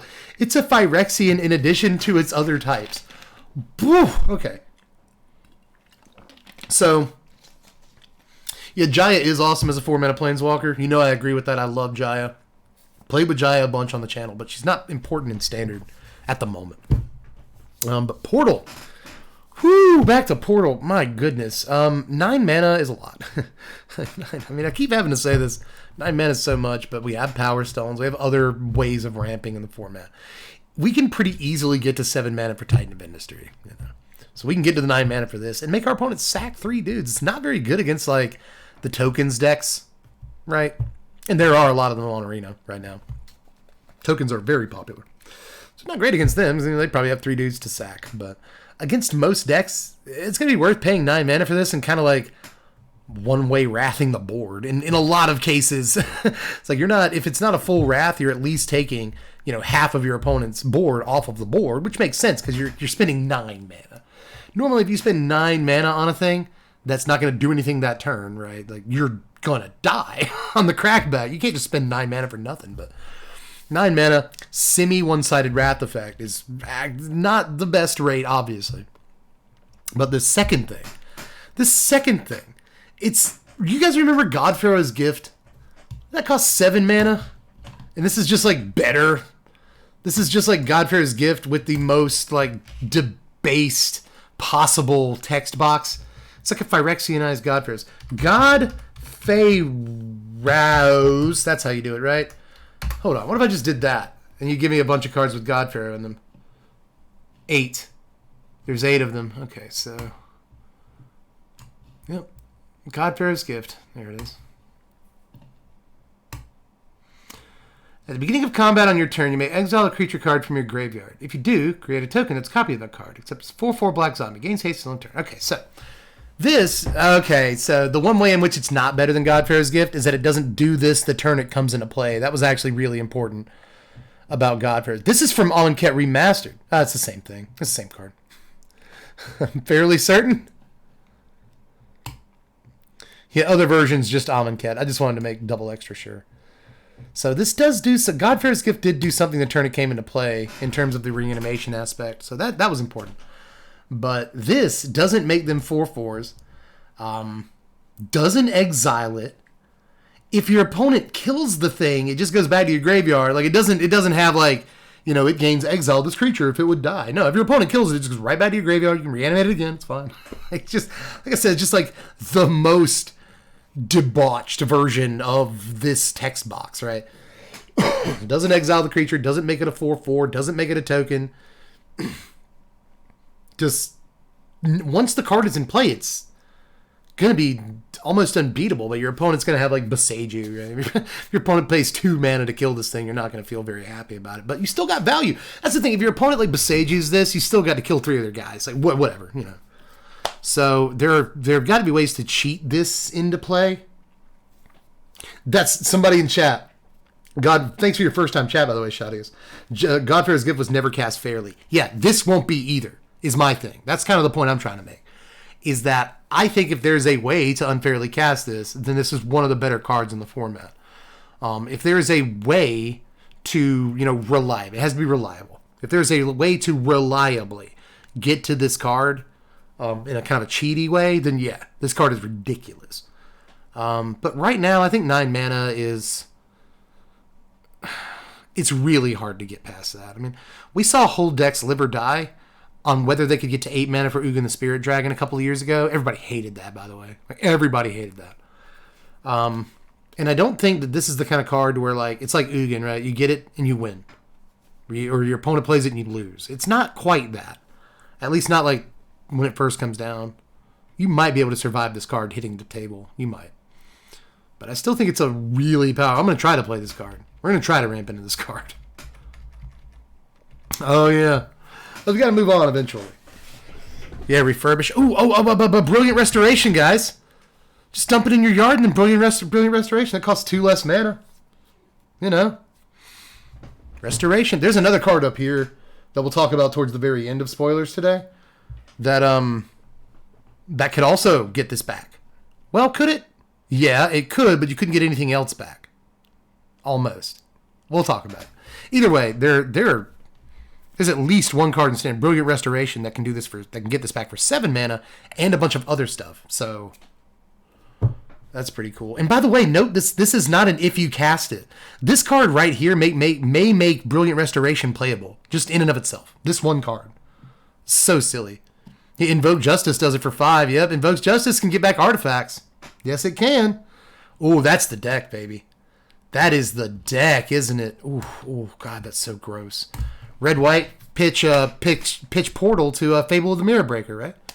Just pitch Portal to Fable of the Mirror Breaker, and then get your treasure token on the next turn. Turn 4, Portal. Boom, you're done. Oh, that's so gross. That's so gross. Invoke Justice.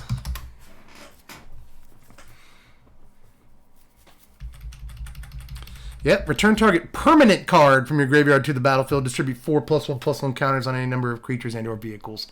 Target player controls. So, who?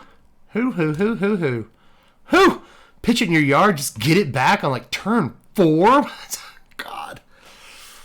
Oh my goodness. Man, we're doing it. We're doing that. We're oof. Oh my God. I'm getting excited. Good Lord. Oh, man.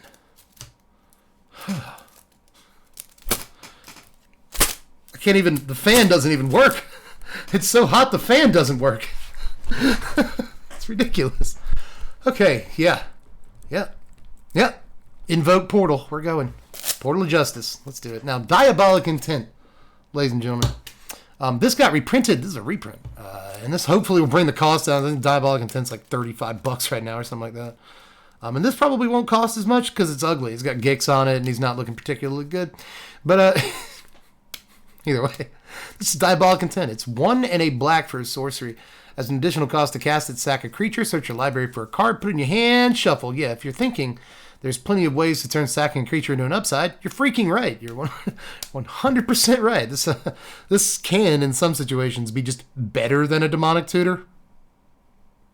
Gotta do my De Niro face for that. You know, Greg, be better than a Demonic Tutor.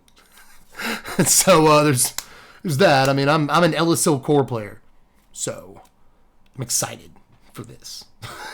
You know, I'm excited for this card. Anytime I see like anything remotely Aristocrats looking, kind of, you know, I'm into it. So I'm glad this card got reprinted. Commander players needed to reprint it because it's $1 billion, way too much for this card. But will it see play in Standard? Yeah, probably. I mean, there's tons of tokens laying around. Wedding Announcement, Resolute Reinforcement, other, you know, Planeswalkers that make tokens like Wandering Emperor and stuff. Like, yeah, totally. This is very likely this card is a very powerful Magic card. So fairly certain we'll see it. Visions of Phyrexia is up next. This is 4 mana, 2 and 2 red for an enchantment. At the beginning of your upkeep, exile the top card of your library. You may play that card this turn. At the beginning of your end step, if you didn't play a card from exile this turn, create a tapped Power Stone token. So note that if you play any card from exile, it doesn't activate the Power Stone mode. Doesn't have to be the thing this exiled. So that's boo, but still. 4 mana, sort of do nothing. Not necessarily do nothing. If you play this on 4, it's going to create a Power Stone token at the beginning of your end step. So you get some ramp the turn you play it. And then the next turn, you get kind of a one-sided Howling Mine effect, and is that worth it at 4 mana? Maybe. But I think that 4 mana is a lot. Let me just throw that out. There's a lot of value. Maybe Commander playable. Could have been pretty Commander playable. But I don't think in Standard this does too much. I think it's really, really grindy. And we are in kind of a grindy Standard. Like, I'd like to try a deck that could leverage this. And any deck that gets a ton of turns could leverage this card. Right? But I think the initial investment of having to pay 4 mana, do not a whole lot, and then just get run over the next turn when you say go is probably not what you want, but I do think the card is cool. And that's kind of what the stream is for, right? Is playing cards we think are cool, so you'll probably see it eventually. In the right kind of control deck, I could see this being okay. But Hajar is up next, the Loyal Bodyguard. This is 2 mana. Everybody, thanks for your follows and subs, by the way. But I will say your names, and I will. I promise I will say your names. And I'll say it after we get done here, because we are very close, actually. But Hajar, Loyal Bodyguard, this also looks really good. This is red and a green for a 3/3 legendary human soldier. Sacrifice Hajar.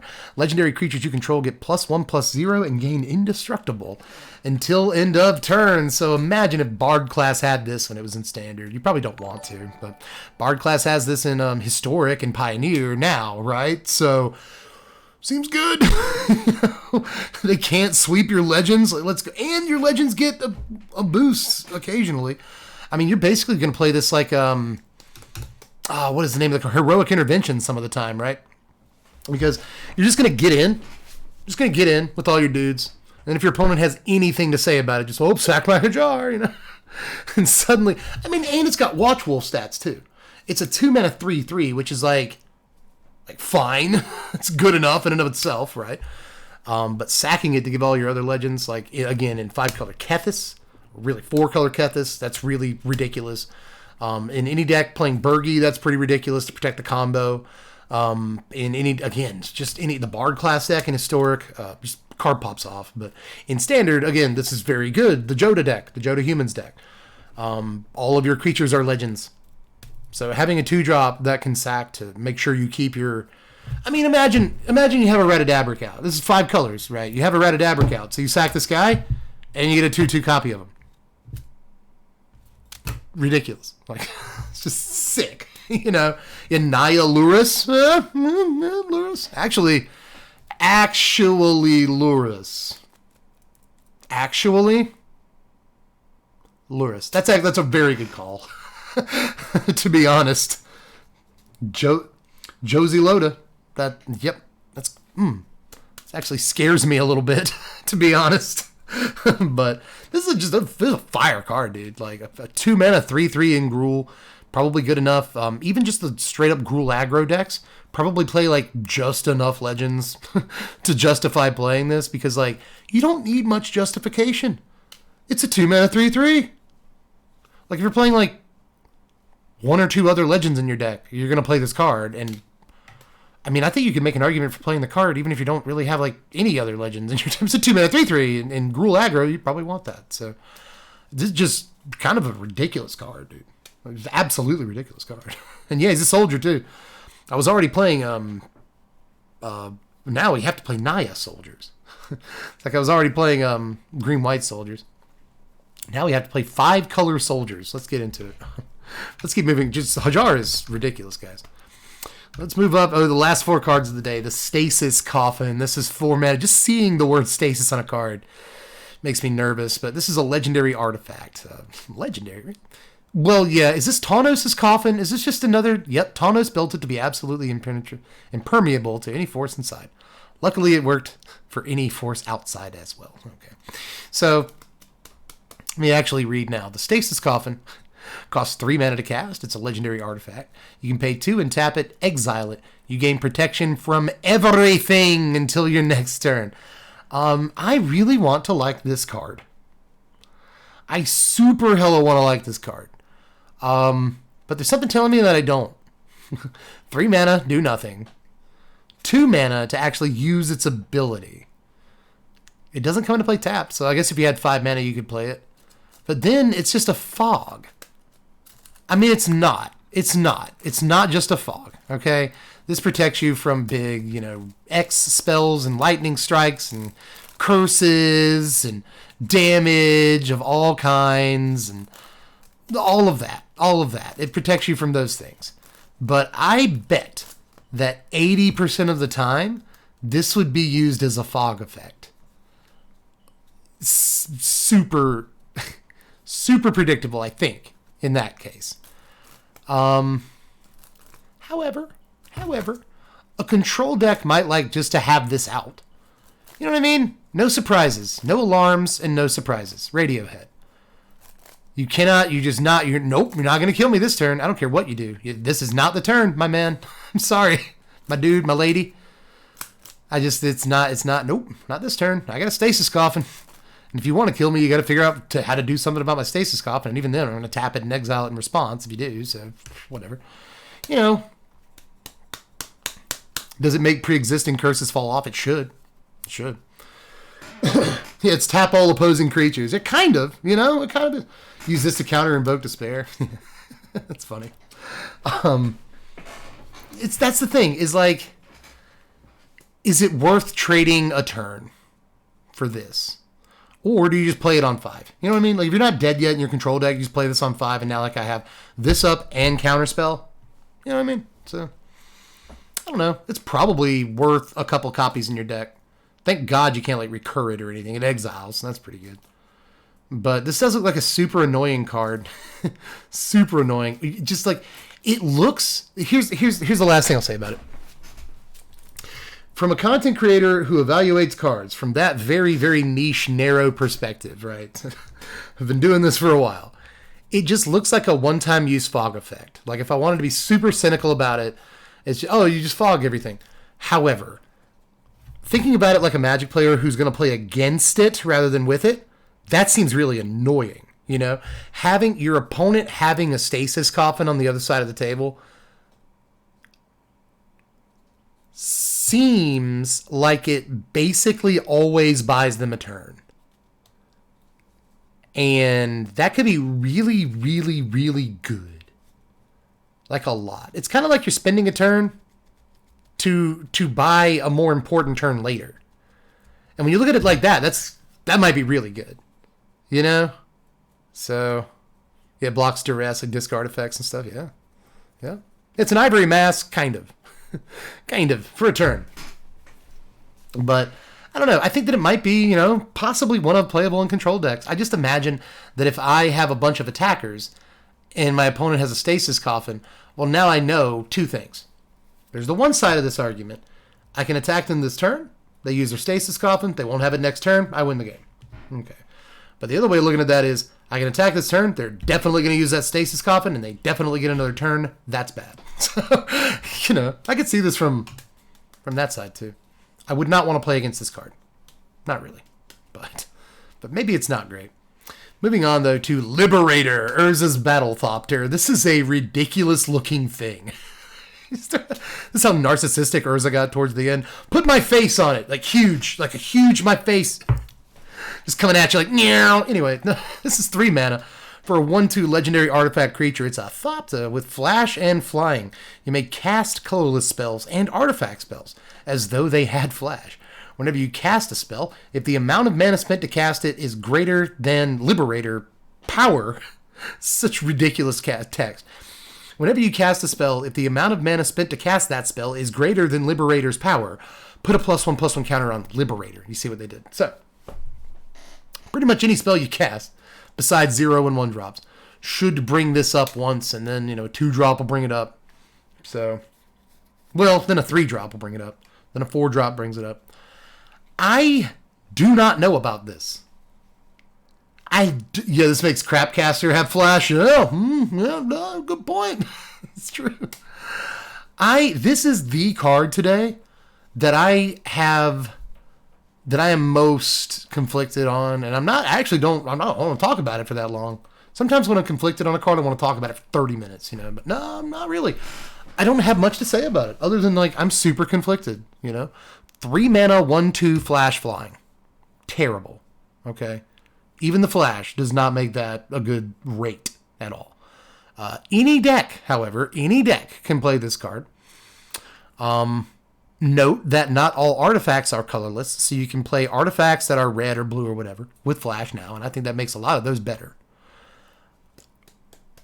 You're not doing nothing, right? On turn 3, you could, and we were talking about an artifact control deck earlier that plays that catalog that makes Power Stone token. We're talking about that. So on turn 3, you're holding up either for this or that card, or you're holding up counterspell or removal spell or whatever. If your opponent doesn't give you something to do, then you play your Liberator. That could be pretty good. Your opponent doesn't give you something to do on 4, you play your Liberator. So I could see it being okay. Note, too, by the way, that you do not have to cast colorless spells to increase Liberator's power. You only have to cast spells, period. So if I play Liberator and then play 2 mana counterspell, 2 mana removal spell, increases Liberator's power, which is probably good.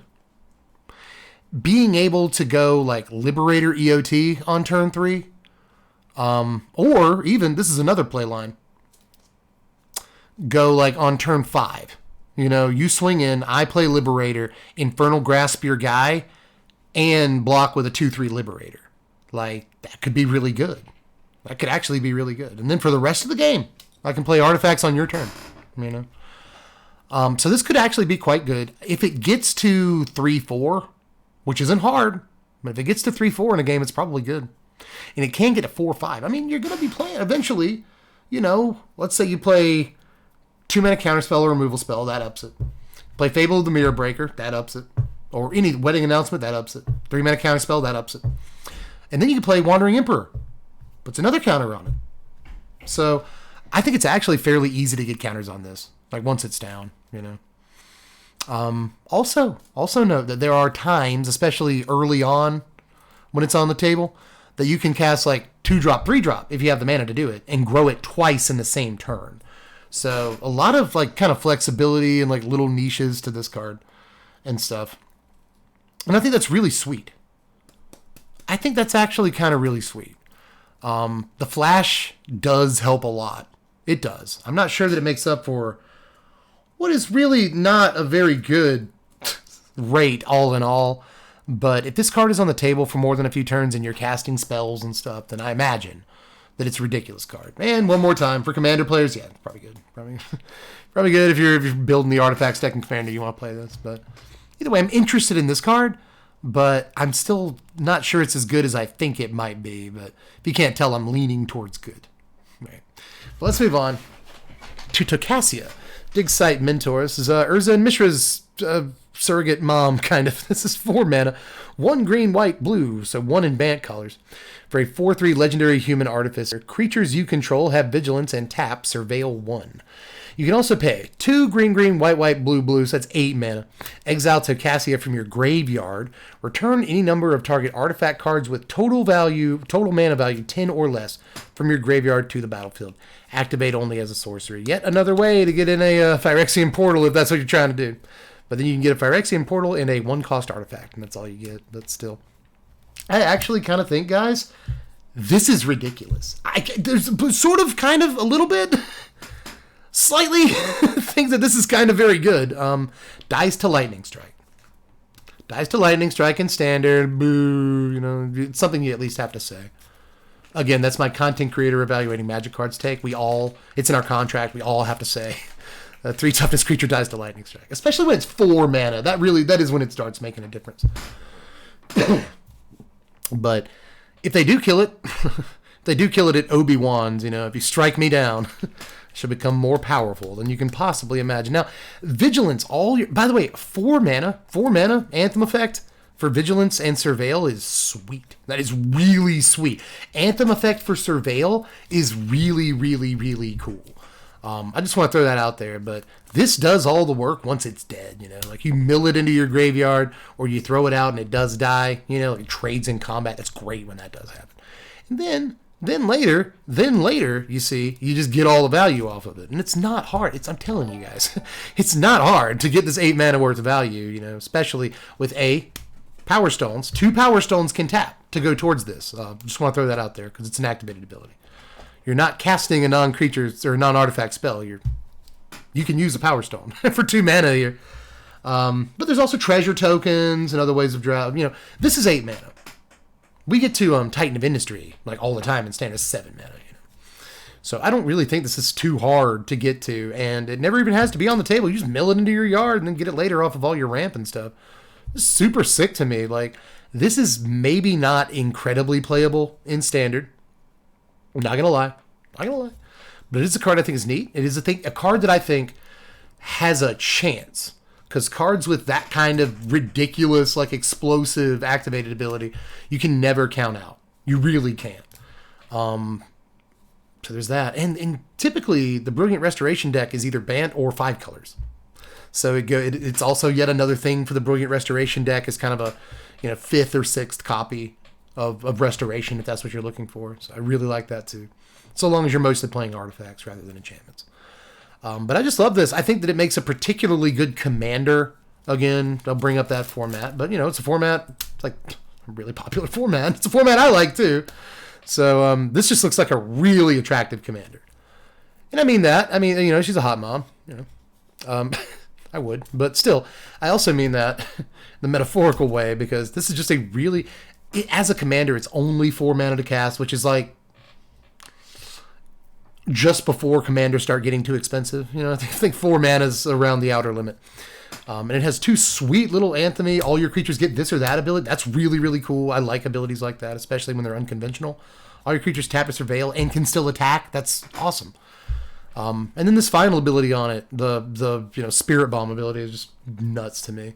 I also like the flavor, by the way. I kind of like what I think they're trying to do with the flavor on this. I'm not going to talk about it too long, but... still, really, really cool card. I want to try to play it in Standard.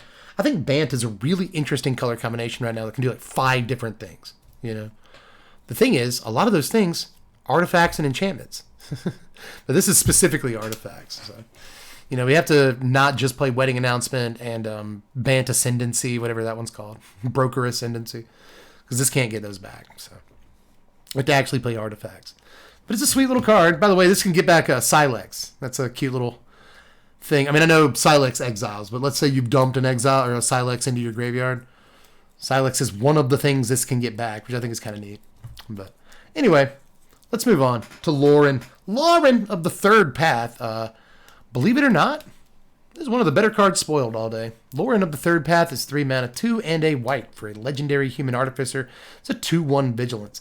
And when it enters the battlefield, destroy up to 1 target artifact or enchantment. You can also tap it to have both you and an opponent draw a card. So this is a Reclamation Sage. that is just strictly better than a Reclamation Sage in pretty much every way. So Reclamation Sage was green.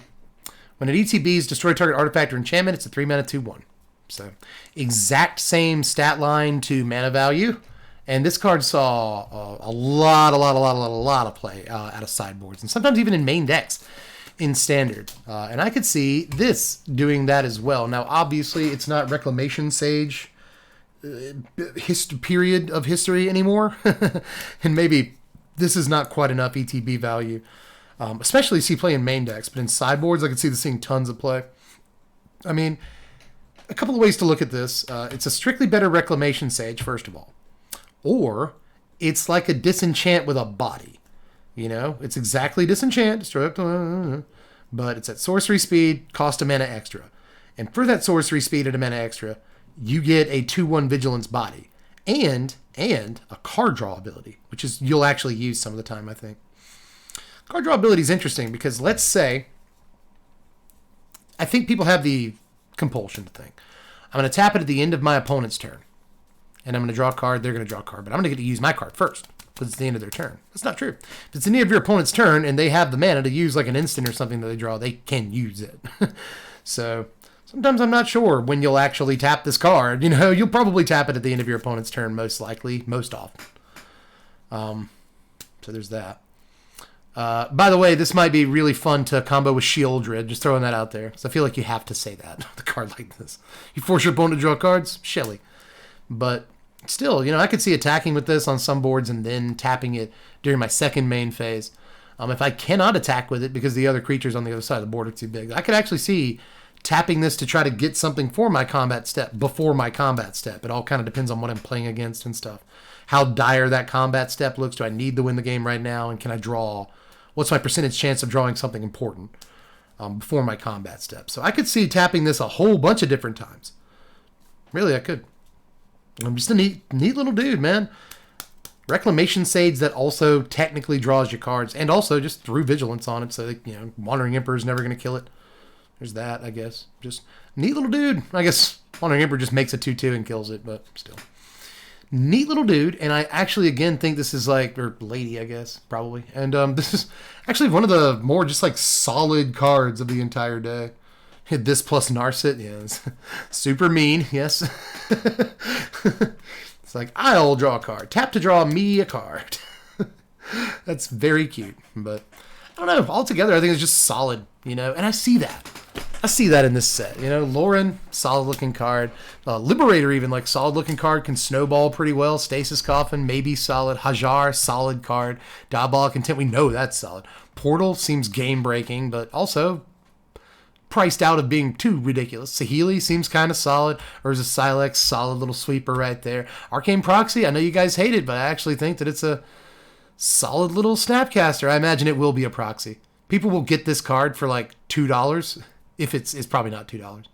But at some point, people will get this card for $2 and just use it as a proxy for Snapcaster Mage. I mean, it's already called proxy, but no, I think this card is, I honestly do think this card is solid in Standard. Harbin, solid. Thran Spider, potential solidity, you know. Ashnod, Clay Champion. Reconstruction has uses. Takassi's Welcome has uses. I mean, Bitter Reunion, I freaked out about how good I think that card is, you know. Go for the Throat, classic, solid removal. Yotian Dissident, solid. Stern Lesson, solid. Amulet, maybe solid limited card. Overwhelming Remorse, great removal piece, you know. Altogether, the set's looking okay. It's really not looking bad, you know. So people were trying to tell me combo with Shieldred. Yep. You have to say it. If there's a card in Standard that draws your opponent's cards, you have to say it. By the way, need to issue a correction on that note. Need to issue a correction on Mishra's command. I got excited about this. Choose target player. They may discard up to X cards. Then they draw a card for each card discarded this way. So you cannot force your opponent to discard cards with this, like I thought you could. That would be too cool. You also cannot force them to discard and then draw cards with a Shieldred on the table, which I didn't mention, but I think somebody in the comments section was like, you can make him draw cards with a Shieldred on the table. And no, you can't do that. I'm sorry. I think somebody had already corrected them by the time I've gotten here. But yeah, it sucks. You can't make your opponent discard or draw with the Mistress Command. It would be cool if you could, but you can't. So. But that, I think, is just about the only actual correction spoiler season so far. But we still have half of spoiler season left, so, you know, I'll screw something up eventually. You trying to get into the combos, chicken? Just trying to get into the combos. These are the combos that I busted open for the video the other day. If you're stale now, girl, you ain't have no combos. Chicken's here, by the way, now. I don't know if you can even... There she is. It's right behind my microphone. Anyway. They have Mishra's Bauble already banned in its store. Haha, yeah, it's not standard legal. None of the cards that I didn't talk about today, like you saw me just skip these retro frame cards, they're not standard legal.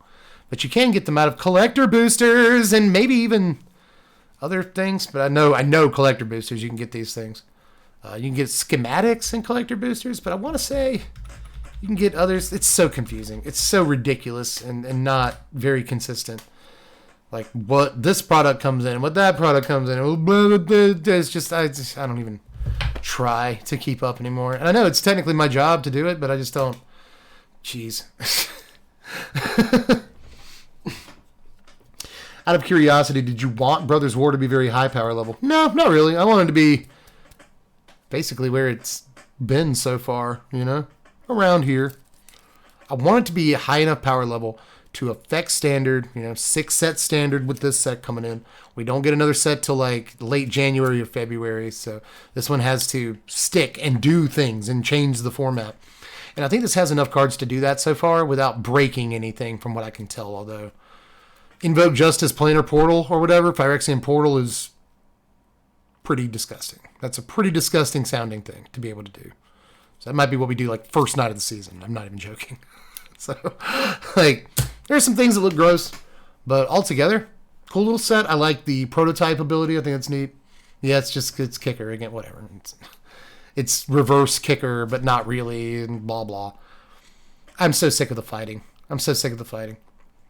Because somebody will be like, hey, this is kicker. Like, no matter what ability, somebody will be like, hey, this is kicker. And then somebody will come in with a monocle on and be like, excuse me, dear friend, but kicker is on cast, and this can be blinked to... It's like, yeah, it's still an alternate casting cost. It's kicker. Jeez. Pedantic people. But still, how does Prototype work with blinking? The way you want it to. Like, let's say I play...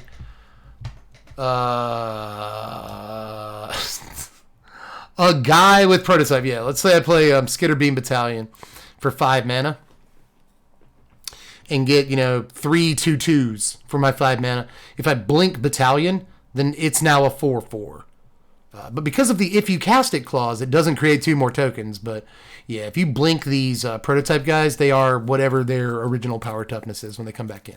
So yeah, we were just talking about that with what's his face? I think it's the name of the card too. What's his face up here? Russ Goliath. This guy, he does have a cool face. He reminds me of Iron Giant, but I guess all these guys technically do. This guy, a Depth Charge Colossus, reminds me of a Master Chief. He just reminds me of a big old like somebody very small got on the ground and did like a perspective picture of Master Chief, and really this thing looks like it's 50 feet tall, but it's actually just like a 6-foot guy, just the perspective. But anyway, yeah, Russ Goliath. This guy has a funny face to me. He's going, rah! And you can cast him for 5 mana, then blink him and have a 10/10 reach trample. So sexy, not bad. It's not bad at all. But yeah, there's some neat stuff. I like pretty much all the mechanics and stuff I've seen. I like that they're doing an artifact set without supremely overpowering artifact themes, from what I can tell. They finally pulled that off. So, I don't know. I like what I've seen of it so far.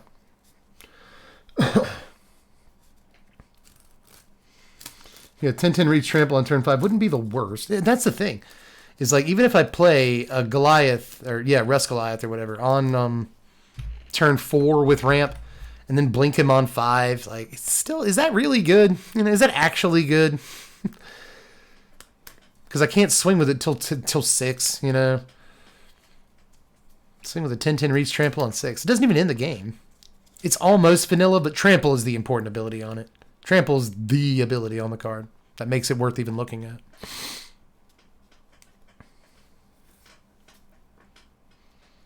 I don't understand Depth Charge Colossus's name. I think it's because you have to set a Depth Charge. And the 3 mana that you have to pay to untap it is like setting it again. That's what I think the flavor is supposed to be. Is that 3 mana is setting the Depth Charge? Probably. That's why it doesn't untap, because you have to reset it. You see? Maybe. But don't ask me about things. Does Prototype get Ooh. Yes, it should, right? Does Prototype cost get discounted by cards like Cemetery Prowler? It should. You may cast this spell with a different mana cost. So it's still... This mana cost right here, 3 and 2 green, is still... Is now the casting cost of the spell as you cast it. You may cast this spell with a different mana cost. So, yes. Yeah, it's an alternate cost. So it should... Cemetery Prowler and other effects like it should reduce the cost of Prototype, yeah.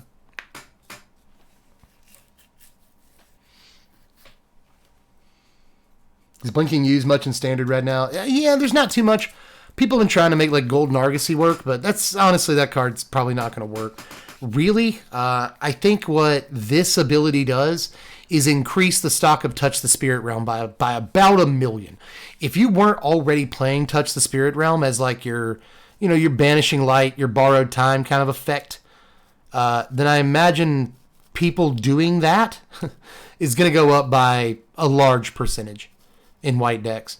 Because if you have some of these cards in your deck, they're just like, if you have Arcane Proxy in your deck, there's just no reason not to play Touch instead. Now, if you I think you have to cast.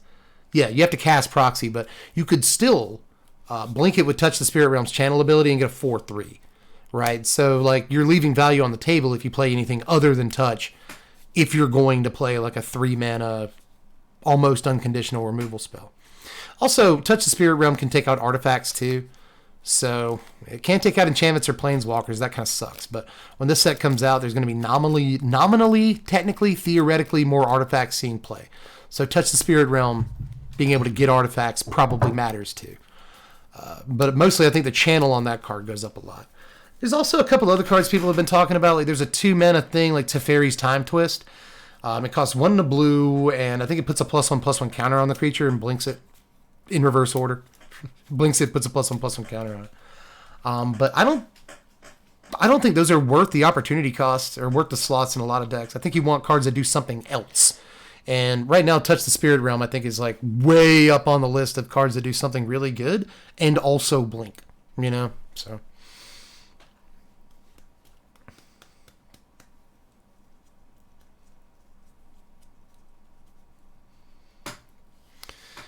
Altogether, there's not a whole lot of blink stuff. There's also, Fading Hope is a relatively popular card. That's why I think Arcane Proxy might be fine.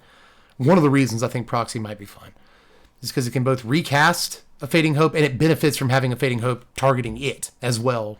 Pop it back to your hand. I mean, if you play it for 3 mana, and then you pop it back to your hand a little bit later with a Fading Hope, and you play it for 3 mana again, like, it's still fine. It's still fine. Just getting the effect twice for 3 mana is fine. I really think Proxy's okay. But anyway, that is all the spoilers for tonight, guys. Flash. I think that's why most people hate the card. It's because it doesn't have Flash. But, like, I don't think it needs Flash to be a pretty playable card. I mean, it's still a lot of value. It's still, like, a lot. Like, a lot of value. So, I like it. I don't know how much play it sees, but, these, like, Delver decks, these, like, blue-red Delver decks, like, maybe. But they probably don't want to play Haughty Djinn and this. They don't want to play 2 3-drop creatures. Plus, they're almost never going to play this for 7 mana. But if they do get to the point playing it for 7 mana, I mean, get good stuff.